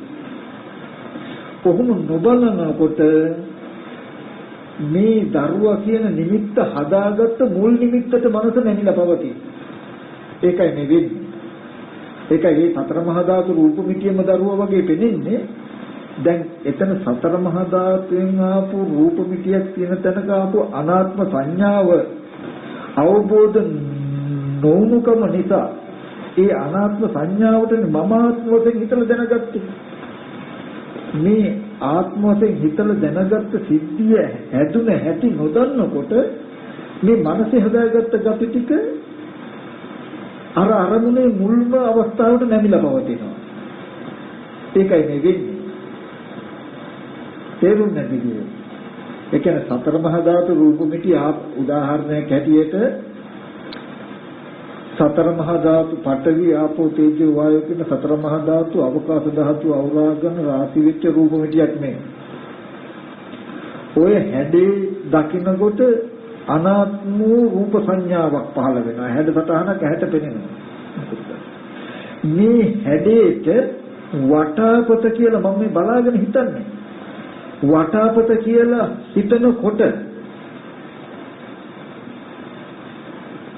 හිතනකොට මොකද වෙන්නේ? මේ හැඩේ වටාපතයි කියන අත්දැකීම මනෝවිඥාණයෙන් ගන්නවා. ඇහැව අහකට යනකොට, හිතව අහකට යනකොට, රූපව අහකට යනකොට මේ අනාත්ම සංඥාව නිරුද්ධ වෙනවා. රූප සංඥාව නිරුද්ධ වෙනවා. වටාපත සංඥාවක් මට හිටිනවා. දැන් මේ ඉදිරි පිටට ආවේ රූප සංඥාව. සතර මහා ධාතු රූපේ නිසා රූපයක හැඩසටහනක් වෙනවා රූප සංඥාව. රූප සංඥාවට මම වටාපත කියලා හිතුවොත් මේ හැඩේ වටාපතයි කියන අත්දැකීම මනෝවිඤ්ඤාණයට තබලා රූප සංඥාව නිරුද්ධ වෙනවා. දැන් මගේ ලෝකේ වටාපතක් තියෙනවා. මේ වටාපත හදලා තියෙන්නේ මේ විදියට නේද? තල්කොළ වලින් නේද? මෙහෙමයි මේක මෙච්චර වටිනවා නේද කියලා හිතනකොට මේ නිමිත්තේ ඔන්න වටිනාකම තේරෙනවා. මෙච්චර වටිනවා කියලා තේරෙනවා. මෙච්චර හොඳයි කියලා තේරෙනවා. දැන් හැබැයි තමන් මේක හිතෙන් සිහි කරනකොට දන්නේ නැහැ පෙනෙන වෙලාවේ තිබුණු නිමිත්තට සිහි කළ අත්දැකීමයි මේ හිතෙන් සිහි කරන්නේ කියලා දන්නේ. එයාට අවිද්‍යාව මුල් වෙනවා මේ පැවැත්මට. එයා දැන් මේ හිතන්නේ පෙනෙන දෙයට හිතෙනවා කියලා හිතාගෙනයි. ඒ කියන්නේ අරමුණේ මුලට යනවා කියලා කියන්නේ ඉස්සෙල්ලාම ආවේ සතර මහා ධාතුවේ රූප සංඥාව. රූප සංඥාව අරඹය වටාපත කියලා හිතනකොටම මේ හැඩේ වතාපතයි කියපු අධ්‍යක්ෂකව මනෝවිඤ්ඤාණයට ගන්නවා. ඒක මෙයා දන්නේ. අවිද්‍යාව පත්‍ය සංකාර සංකාර පත්‍ය විඥානං වෙලා. නමුත් ඒක දන්නේ. දැන් ඒ දැනගත්ත දේ අරඹය හිතින් හිතනවා. දැනගත්ත දේ අරඹය හිතින් හිතුවට මෙයා හිතාගෙන ඉන්නේ දැනගත්තේ බාහිර දෙයි කියලා. මෙහෙම සිද්ධියක් වෙන සිද්ධිය දන්නේ නැහැ නේද? ඒකයි මේ අවිද්‍යාව මුල් වෙනවා කියලා කියන්නේ. වටාපත කියන එක තණ්හාව ඇති වෙන තාක් වටිනාකම ඇති වෙන තාක්ම හිතනවා. හිතනද පෙන්වන්නේ මේ හිතන දේ අයිති බාහිර සතර මහා ධාතු රූපෙටයි කියලා. මෙයාගේ මනසේ වටිනාකම ගෙවෙන්නේ යන්නේ හිත රූපෙට නඹුරු කරන පැත්තටම.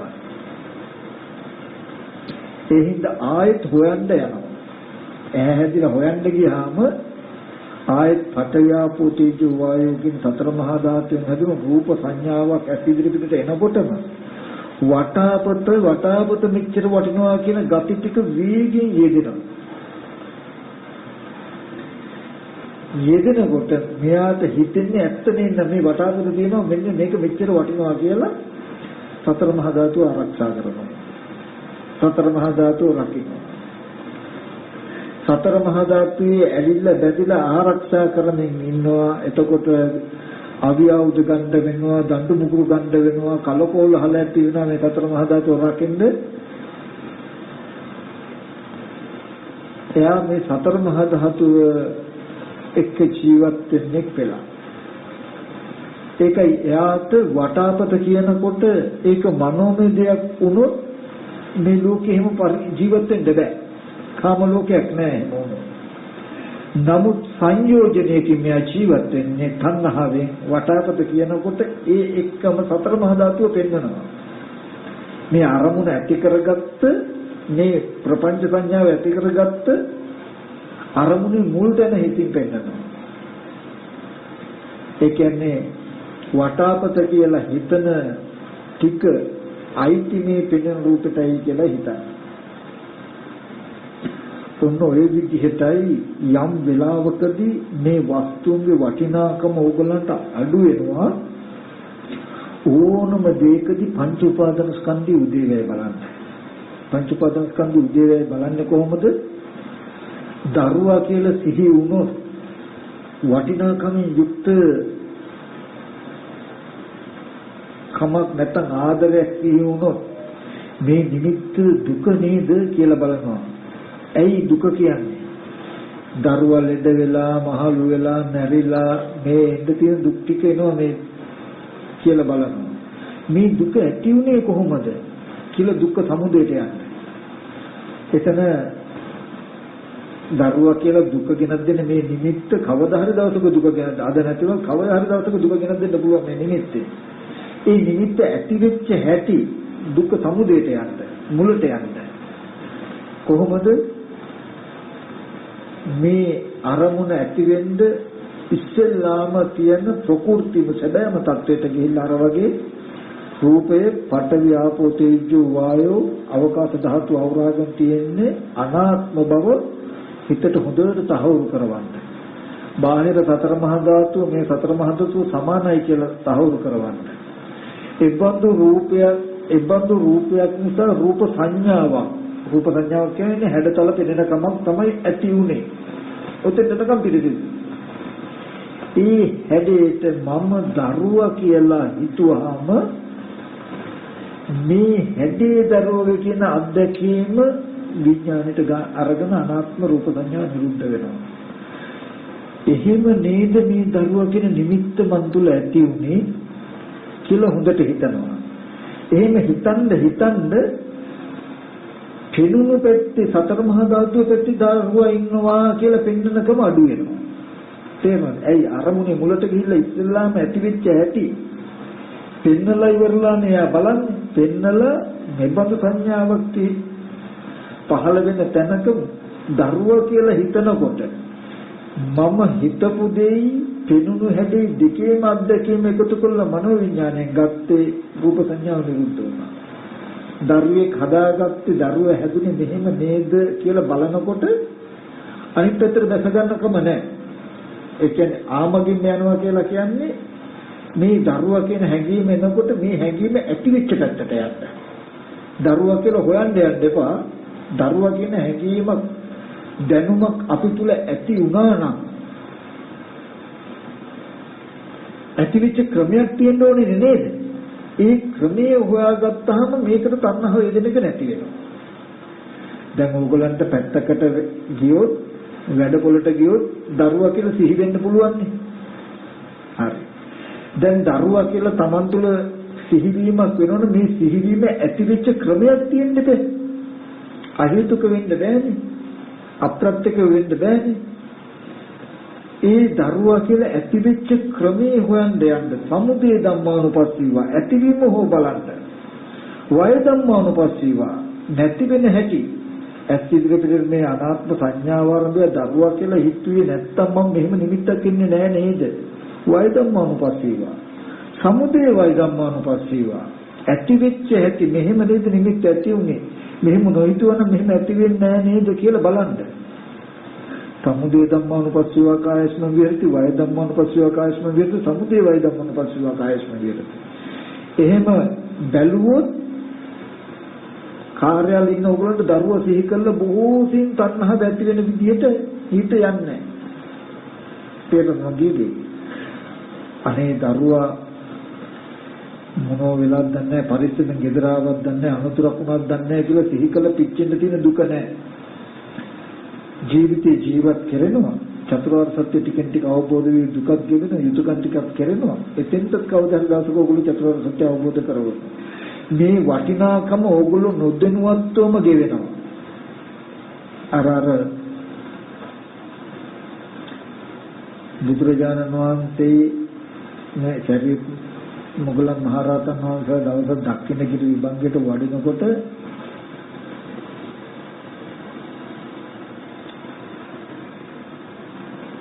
ගමට ඇතුල් වෙනකොට ස්වාමීන් වහන්සේලා සියලු දෙනාටම දම්පැන් සූදානම් කළා, දම් පිළියෙල කළා, දම් පිළවල් පනවලා, පෑන් තබල, පාදෝවන මොනෝද වතුර ඔක්කොම ලෑස්ති කළා. ඉතින් සරියුත් මහ රහතන් වහන්සේ අහනවා ස්වාමීන් වහන්සේලා මෙහෙම වඩිද්දි මේක ඔක්කොම ලෑස්ති කළා කොහොමද? ස්වාමීන් වහන්සේලා මහා සංඝරත්නය වඩිනවා කියලා මට අපිට සතරවරන් දෙවියෝ ඇවිල්ලා මට කිව්වා කියලා. ඒකම රජු ඇවිල්ලා කිව්වා කියනවා. ඒකාන්තයෙන් අද්භූතයි ආශ්චර්යයි උපාසකාවනි දෙවියෝ තුබේක කතා කරනවාද? නෑ ස්වාමීනි ඒක නෙමෙයි අද්භූත ආශ්චර්ය. මට හිටියේ එකම එක දරුවයි. අභූත චෝදනාවක් නිසා මගේ ඇස් ඉදිරි පිටම රාජපුරුෂෝ ඒ දරුවා කෑලි කෑලි වලට කපලා මැරුවා. ඒත් මගේ හිතේ දසමයක්වත් වෙනස් වුණේ නැහැ ස්වාමීනි. ඒක යද්දුට ඒක ආශ්චර්යමත් කියනවා. ඒ වගේ ඇයි ඕගොල්ලන්ට මේ සතර මහා ධාතු පිරිසිඳ දැක්කනම් කවදාවත් සතර මහා ධාතු මොනවා හරි වුණාට තමන්ගේ හිත වෙනස් වෙන්නේ නැහැ. නමුත් සතර මහා ධාතු දරුවා කියලා ඉන්න තාක් ඕගොල්ලන්ට දුකයි. මේ මෙච්චර බණ ඇහුවත් තණ්හාව ගෙවෙන්නේ නැත්තේ මේ අවබෝධය නැතිකම නිසා. ඒ කියන්නේ තණ්හාව ඇති වෙන නිමිත්ත ගැන තණ්හාව ඇති වෙන ධර්මතාවයේ ඇති විච්ඡහා නැති වෙන හැටි ඔයගොල්ලෝ නොදැක්ක නිසා. තේරුණා කියන එක. මේක හරියම සුවක්ඛාතයි. එසේ මෙසේ නෙමෙයි එකම එක වතාවක් හොඳටම දුක වෙන අරමුණක් අරගන්න පරිශ්‍රණය කරලා බලන්න. අම්මා හරි තාත්තා හරි කවුරු හරි නරුණු කෙනෙක් සිහි කළ දුක ආවොත් මං කිව්වට හිතෙන් සිහි කළ දුක එනකොටම ඔගොල්ලෝ අරමුණේ මුලට යන්න. මේ දුක ඇති උනේ කොහොමද කියලා දුක්ඛ සමුදය සත්‍යයට යන්න. දුක්ඛ සමුදය තේරුම් ගන්න. එතකොට පටන් ගන්න අනාත්මේ. ඒ කියන්නේ අපි කියමු තාත්තා සිහි කළා දුක එනකොටම තාත්තා නැරලා තාත්තා සිහි කළා මට අනේ තාත්තා මෙහෙම හිටියනම් කන්න දුන්න බොන්න දුන්න කියලා සිහි කළා දුක එනකොටම මේ දුක ඇති උනේ මට තාත්තා කියන කමෙන්ද කොහොමද මේක ඇති උනේ? හොඳට සිහි කළා අරමුණේ මුලට යන්න ඒ ශරීරේ නරුණට කමක් නැහැ. ඒ රූපේ ඒකෙත් කෙස්ලොම් නේදත් හොඳට බලන්න ඕන ප්‍රපංචනකට පඨවි කොටස් 20 පඨවි ධාතුවට සම කළා. ආපෝ කොටස් 12 ආපෝ ධාතුවට සම කළා. තේජෝ කොටස් 4 තේජෝ ධාතුවට සම කළා. වායෝ කොටස් 6 වායෝ ධාතුවට සම කළා. එබඳු සතර මහා ධාතු රූපෙති අවකාශ ධාතු අවරාගම් තියෙන තැනක මේ ඇස් ඉදිරිපිටට එනකොට අනාත්ම රූප සංඥාවක් පහළ වුණා. ඌ පරිදි පේන්නනවා. ඒ සංඥාවට තාත්තා කියලා මම හිතනකොට මේ හැදී තාත්තා කියලා දැනුමක් මන් තුල ඇති වුණා. ඒ මන් තුල ඇති වෙච්ච දැනුම උදව් කරගෙන මම තාත්තා ගැන හිතනවා. නමුත් බාහිරේ අනාත්මයි නේද කියලා හොඳට බලන්න. මේ තාත්තා කියන අදහසට පිළිහිලා හිටින්න තැනක් නැහැ. තමන්ම තාත්තව හදාගෙන තාත්තගෙන් දුක් විඳිනවා කියලා තමන්ට තේරෙයි. දුකේ කලකිරීම. ඒ කියන්නේ අපි දුක් විඳිනවා තාත්තා කෙනෙක් ගැන. එයාට මේ ලෝකෙ පිහිටි තැනක් තියෙන්නේ නැහැ. පිහිටි භූමියක් තියෙන්නේ නැහැ නේද? දැන් අපි අඳන්නේ සමහර විට මේ හිටිය තාත්තා කෙනෙක් ගැනනේ. හිටියනම් පඨවි ධාතුවේද, ආපෝ ධාතුවේද, තේජෝ ධාතුවේද, වායු ධාතුවේද, ආකාශ ධාතුවේද ඒ නිසා පහළච්ච සංඥාවක් පහළ වෙනවා. අවිද්‍යාව පත්‍ය සංකරණය පටිච්චසමුප්පාදය හම්බ වෙනවා. මේ අනාත්ම සිද්ධිය මේ අවිද්‍යාව නිසා තණ්හාව නිසා කර්ම නිසා තාත්තා හදාගෙන දුක් වෙනව නේද කියන නුවණක් තියෙනවා. තමන්ගේ කෙලෙස් ටික නිසා තමන් දුක් විඳිනවා කියන නුවණක් පහළ වෙයි. දුක උපද්දවාගෙන දුක් විඳිනවා කියන අදහසක් පහළ වෙයි. එයා මේ දුකේ කලකිරෙන දවසක් එනවා. නමුත් මේ දුක තාත්තා කියලා සිහි කළා අනේ කණ්ඩ දුන්න බොන්න දුන්න කියලා හිතද්දි මේ දුකේ ඇතිවීම පෙන්වන්න නැත්නම් දුක්ඛ සමුදය සත්‍ය බලන්න නැත්නම් ඕගොල්ලෝ සම්පූර්ණ දුක පිහිටියක් කරන තියෙන දෙයක් වෙනවා ඕගොල්ලන්ට. ඇත්තටම හිතිය කෙනෙකුටයි මේ දුක් වෙන්නේ. එහෙම කෙනෙක් හිටියා ඉන්නවා ඉදි වෙනවා. මේ විදිහට බැලුවොත් හිටියෙත් නෑ ඉන්නවත් නෙමෙයි ඉන්නේද නෑ. තුන් කාලෙම මනස නිදෙනවා. මම මේ කියන දේ වෙනදට වඩා බොහෝම සහේතුකයි. ඒ හින්දා ඕනම කෙනෙක් බලන්න නෙළුම් පතක දිය ටිකක් වටන නොරැඳෙනවා වගේ මේ දර්ශන තියෙන කෙනාට දුක රැඳෙන්නේ නැහැ. හැබැයි යා ප්‍රයෝග කළ යුතුයි. ඒ කියන්නේ දුක ඇති වෙන ගානේ අරමුණේ මුලට ආයතේ ගිහිල්ලා පෙන්විය යුතුයි. එහෙම නැතුව හිත හිත ඕනතරම් දරුවා ගැන හිත හිතිය හැකි. ඉන්න තා එයාට දුක තියෙනවා. නමුත් නුබෝ දින කළොත් බුදුරජාණන් වහන්සේවත් කිව්වට නෙමෙයි.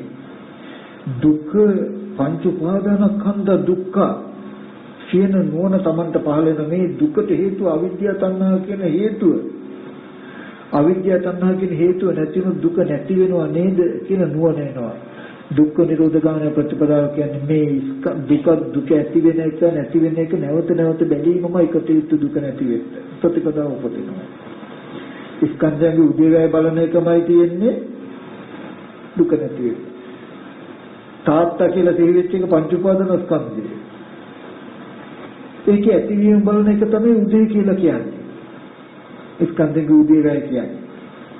අනාත්මෝ පංච මහ භූත රූපයක් ඇස් ඉදිරියට එනකොට අනාත්ම සංඥාව පහළ වෙනවා. ඒ ඇත්ත නොදන්නාකම ඒ සංඥාව අරබය තාත්තා කියලා හිතුවාම ඇත්ත නොදන්නාකමින් තාත්තා කියලා හිතනකොට මේ තාත්තා ගැන දැනුමක් ඇති වුණා නේද? මේ ඇතිවෙච්ච නිමිත්ත මේ දැනුම අවිද්‍යාව නිසා හටගත් එකක් නේද? මොකද ඇහැට උබ්බෙන් එහෙම කෙනෙක් නැහැ. ඇහෙන් ඇතුල් පැත්තේ මේ ලෝකෙ තියෙන්නේ. අවිද්‍යාවෙන් හටගත් එකක්, තණ්හාවෙන් හටගත් එකක්, හිතන වැරද්දෙන් හටගත් එකක්. මේ විසම හැසිරීම නිසා හටගත් එකක් නේද කියන එක තේරෙනවා. එහෙම බලන්න මේ දුකට පිහිට හිටින්න දැනක් නැහැ. ওই විදිහට කරනකොට තමයි ඕරම්භාගයේ සංයෝජන නැති වෙනවා කියලා කියන්නේ මේ නිමිති තණ්හාවෙන් හැදිරෙන්න තියෙන ඉඩ නැහැ. ඉඩ අඩුයි. ඒ වෙනත වගේ ඒ නිමිති දිගට වැල් යන්න බෑ. මේ ඇත්ත පෙන්වන අරමුණේ මුලට ගිහිල්ලා. ඒ කියන්නේ ඇහැට උඩින් තිබුණු දේ බොහොම පිළිසිදුයි. ඒ නිසායි Taman තුල වැරද්ද ඇති වෙන්නේ කියලා බලනකොට ඇති හිතිය කෙනෙක් බලන්න හම්බ වෙන්නේ. ඇති කෙනෙක් හම්බ වෙන්නේ. ඉන්න කෙනෙක් හම්බ වෙන්නේ. කොහොම කරන්න ඕරම් භාග්‍ය සංයෝජන දුර වෙනවා කියලා කියන්නේ මේ මම කියන ආත්ම භාවය මේ කයට දැසගෙන තියෙන ටික එහෙම ඇකිල්ල ගැලිලා එන උඩට. එතකොට මේ ඇහැ කන දිව ආදී අතපය මේව තරම් දන්නේ නැහැ. ආත්ම භාවයේ තියෙනවා නමුත් මේ ඇහැ තියෙනවා කියලා නැහැ. දන්නේ නැහැ. දැන් මේ වෙන්නේ ඔයගලගේ සිත විඥානපච්චය නාම රූප වෙලා ඉඳයි. නාම රූප පච්චය සලආයතන වෙලා ඉඳයි. ආයතන ටික පිහිටියා කියන්නේ ඔයගොල්ලෝ අත්පය විදිමින් මේ ඉන්නේ.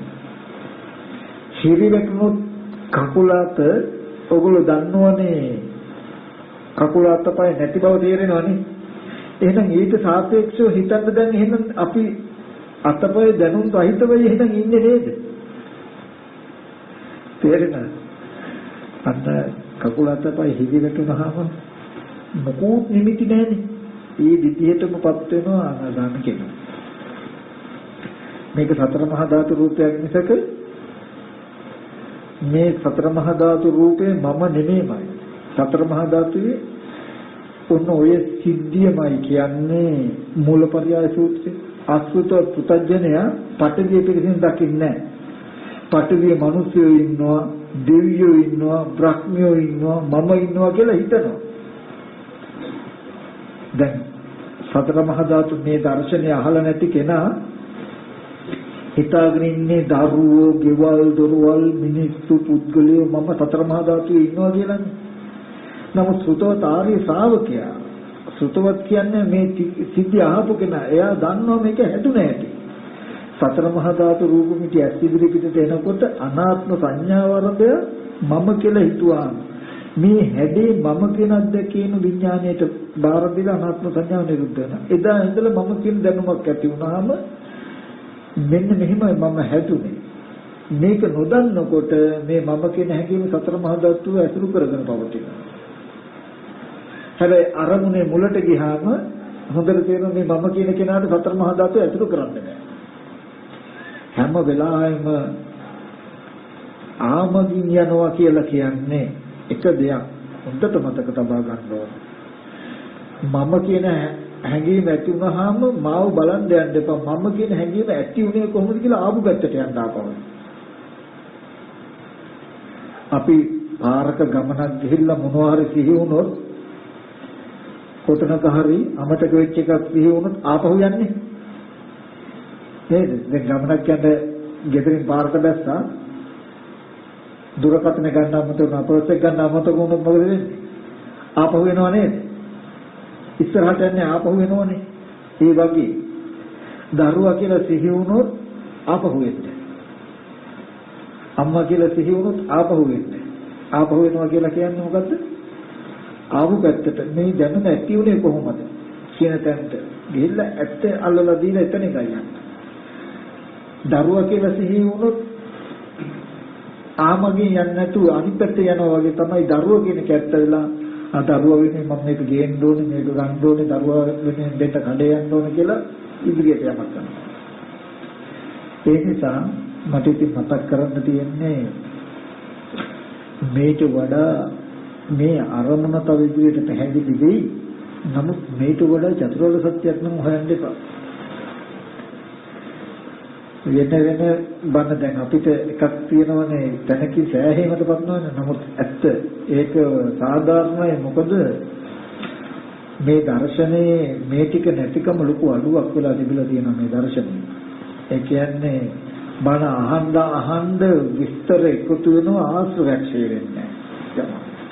නමුත් මේ දර්ශනය හිතන්න මේ ක්‍රමේ විස්තර එකතු වෙන්නේ ආශ්‍රවයක් වෙනවා. මේ විදිහට හිතුවොත් ඔයගලන්ට මේ වටිනාකම දරුවා කියලා දකින්න අරමුණේ තියෙන වටිනාකම මුදල කියලා දකින්න තැන හිතේ තියෙන වටිනාකම මේව පිනෙද්දිම අඩු වෙනවා ටික ටික. සතර මහා ධාතුට මනස නැමෙලා තියෙන gati අඩු වෙනවා. ඒ වෙන්නේ මේක ඇත්ත දෙන්නේ. අර විදිහටම හැබැයි දෙන්නේ යුතු. අනාත්ම රූපය හොද්දට ඉස්සෙල්ලා විස්තර කළා. ඒ බඳු රූප නිමිත්තක් අනාත්ම නිමිත්තක් ඇස් ඉදිරියට එද්දී ඒක ආරම්භය මෙහෙම හිතපුකම හින්දා හිතනකොට ඒ හැඩේ ආරම්භය හිතපු අත්දැකීම විඥාණයට පවර ගන්නවා. උදාහරණයක් ඇතුළේ දැන් මේ ඉදිරියෙන් තියෙන්නේ පංච මහ භූත රූපේ ඇස් ඉදිරියට හම්බ වෙන රූප සංඥා මේ හැඩේටම රූපසිංහ මහත්තයා කියලා හිතුවොත් මේ හැඩේ රූපසිංහ මහත්තයා කියන දැනුම මන් තුළ ඇති කරලා රූප සංඥාව නිරුද්ධ වෙනවා.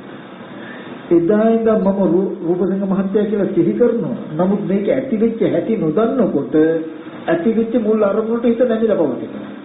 සතර මහා ධාතු. ඊගාදවසේ අනාත්ම පංච මහ භූත රූපය ඇස් ඉදිරියට එනකොටම අර මං හිතපු විස්තර ටික ඔක්කොම ආපහු හිතෙනවා මනස. ඒකයි දුක ඇතිවීම කියලා. මේ රූපසිංහ මහත්තයා කියලා මන් තුළ ඇතිවෙච්ච නිමිත්තක තමයි දුක කියලා කියන්නේ. ඇයි? එයා ලෙඩ වෙච්ච, මහල් වෙච්ච, මැරිච්ච දුක හෝ එයා බැනපු මට බැන්නා, මට ගැහුවා, මට දොස් කියපු දුක හෝ ඕන දුකක් එන්න පුළුවන්. ඒ බඳු කෙනෙක් බයින්ද කෙනෙක් හදාගෙන මේ කියන්නේ. ඒ හින්දා මේ නිමිත්ත පැවැත්ම දුක. දන්නවා මේ නිමිත්ත දුක. ඒ දුක ඇතිවෙච්ච හේතුව හොයන දුක්ඛ සමුදය සත්‍ය කියන ආපහු යනවා. මෙහෙම සිද්ධියක් වෙනතනක මෙන්න මේ නිසයි. මේ දුක ඇති උනේ අවිද්‍යාව, කර්ම, තණ්හා කියන ටිකෙන්. ඒක සමුදය ධම්මානුපස්සීව. වය ධම්මානුපස්සීව, සමුදය වය ධම්මානුපස්සීව කියන විදිහට. ওই විදිහට හැම එකක් ගන්නෙම හිතන්න හැබැයි මේකට Taman දක්ෂ වෙන්න ඕන. දක්ෂ වෙන කෙනා හිතුවොත් නොබෝ දවසකින් Tamanට ඒකාන්තයෙන් පිළින මට්ටමටම මේ සතර ගෙවන මේ අජරාමර නිවන පිළින මට්ටමටම ලැබෙනවා. සලආයතන නිරෝධය කියන්නේ ස්පර්ශ නිරෝධයෙන් දැකපු දේ නිරුද්ධයි කියලා අනාත්ම සංඥාවේ නිරෝධය එළඹ සිටිනවා. Taman මේ පංච උපාදානස්කන්ධය උදේවේ බලන්න කෙලෙස් අඩු වෙනවා කියලා කියන්නේ ඇස් ඉදිරියට එන අනාත්ම සතර මහා ධාතු නිසා එන අනාත්ම සංඥාව එහේ අහකට ගන්නකොටම දැකපු දේ නිරුද්ධයි කියන නුවණ එළඹ සිටින ඌ පරිදි නගර හිමියට අල්ලලා දෙන්න පුළුවන් මොනවා. ඇයි මේ කෙනෙක් සී කරගන්න හැකියන්නේ නැහැ. සලආයතන නිරෝධී දීක දැස ගන්න. මේ ටික තමයි මට පොඩ්ඩක් මතක් කරන්න තියෙන්නේ. හැබැයි බොහොම සියුම් බොහොම ගැඹුරුයි.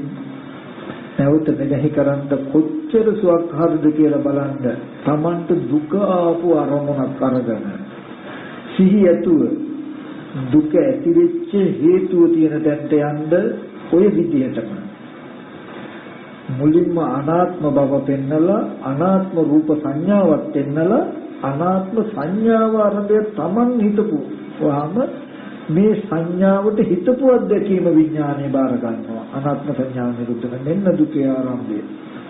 කෙනෙක් හදාගෙන දුක් විඳිනව නේද? ජරා මරණ හදාගෙන විඳිනව නේද කියන උත්තරේ. ලෝකය Taman ඇතුළු හැම දෙයක් මේ සිද්ධිය නොදන්නට සතර මහා ධාතුන් මෙතෙන්න වටිනාකම ගෙවෙන්නේ. ওই සිද්ධිය දැකපු දවසටයි සතර මහා ධාතුන් මෙතෙන්න. හොඳට තේරෙන කෙනෙකුට මෙහෙම සිහි කරනකොට එයාට මේ ඥාන දර්ශනය එළඹ සිටිනවා. හොඳයි එහෙනම් දරුවන් තරමයි ওই ටික තමයි මට කියන්න තියෙන්නේ. ওই ටික බලන්න ටිකක් මේක ගැඹුරුයි. තව ඉස්සරහට යනකොට මේට වඩා සරල කරන්න පුළුවන් වේද දන්නේ බලමු. නමුත් සත්‍ය නම් මේට වඩා වෙනස් වෙන්නේ නැහැ. සත්‍ය අවබෝධයක් තියෙන්නේ. මේට වඩා මේ කාරණාව පැහැදිලි වෙයි. චතුරාර්ය සත්‍ය මේට වඩා වෙනස් වූ සත්‍යයක් හම්බ වෙන්නේ. එච්චරමයි කියන එක මතක් කළ හැකි. හැම දිනකට මේ කුසලයේ උතුම් නිවන් දුසම පාරමිතාවක් වේවා කියලා අපි මතක් කරනවා. මේ තුලින් රැස්වෙච්ච සියලු කුසලයන් ලෝකයේ සම්බුද්ධ ශාසනයත්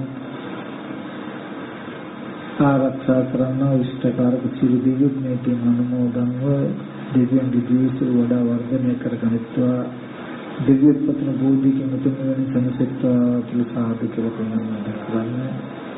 ඒ වගේම මේ කරගත් සියලු කුසල් මේ කිතර ගෘහාධිපතිතුමා සුදජය සිංහ මහත්මයාගේ නමින් නැති කවුරුය කළ දෙමාපිය ඇතුළු වර්ග පරම්පරාගත ඥාතීන්ට ඒ මනුෂ්‍ය මෙතනදී ආදරණීය පියා පිළිගෙන යහපත් ප්‍රතිතුමා ඇතුළු වර්ග පරම්පරාගත ඥාතීන්ට ඒ වගේම මෙතන සහ සම්බන්ධ වෙච්ච ඔබ සියලු දෙනාගේම නමින් නැති මේ පරිලෝකීය සියලු ඥාතීන්ට මේකෙන් අනුමෝදන් කරනවා. පින් අනුමෝදන්ව සුඛී සුවපත් වේ නිවන සැනසෙත්වා කියලා සාදු කියලා පානවා. මේ සෑම දිනකටත් ජාතියක් ජරාවක් ව්‍යාධියක් මරණයක් ශෝකයක් නැති සදාතනික සැනසෙල්ලති අජරාමර නිර්වාණ සම්පත්තිය මේ ජීවිතේ වහවහාම සාක්ෂාත් කරගන්නට මේ දේශනාව තම තමන්ට පාරමිතාවක්ම ශක්තියක් වේවා කියලා සාදු.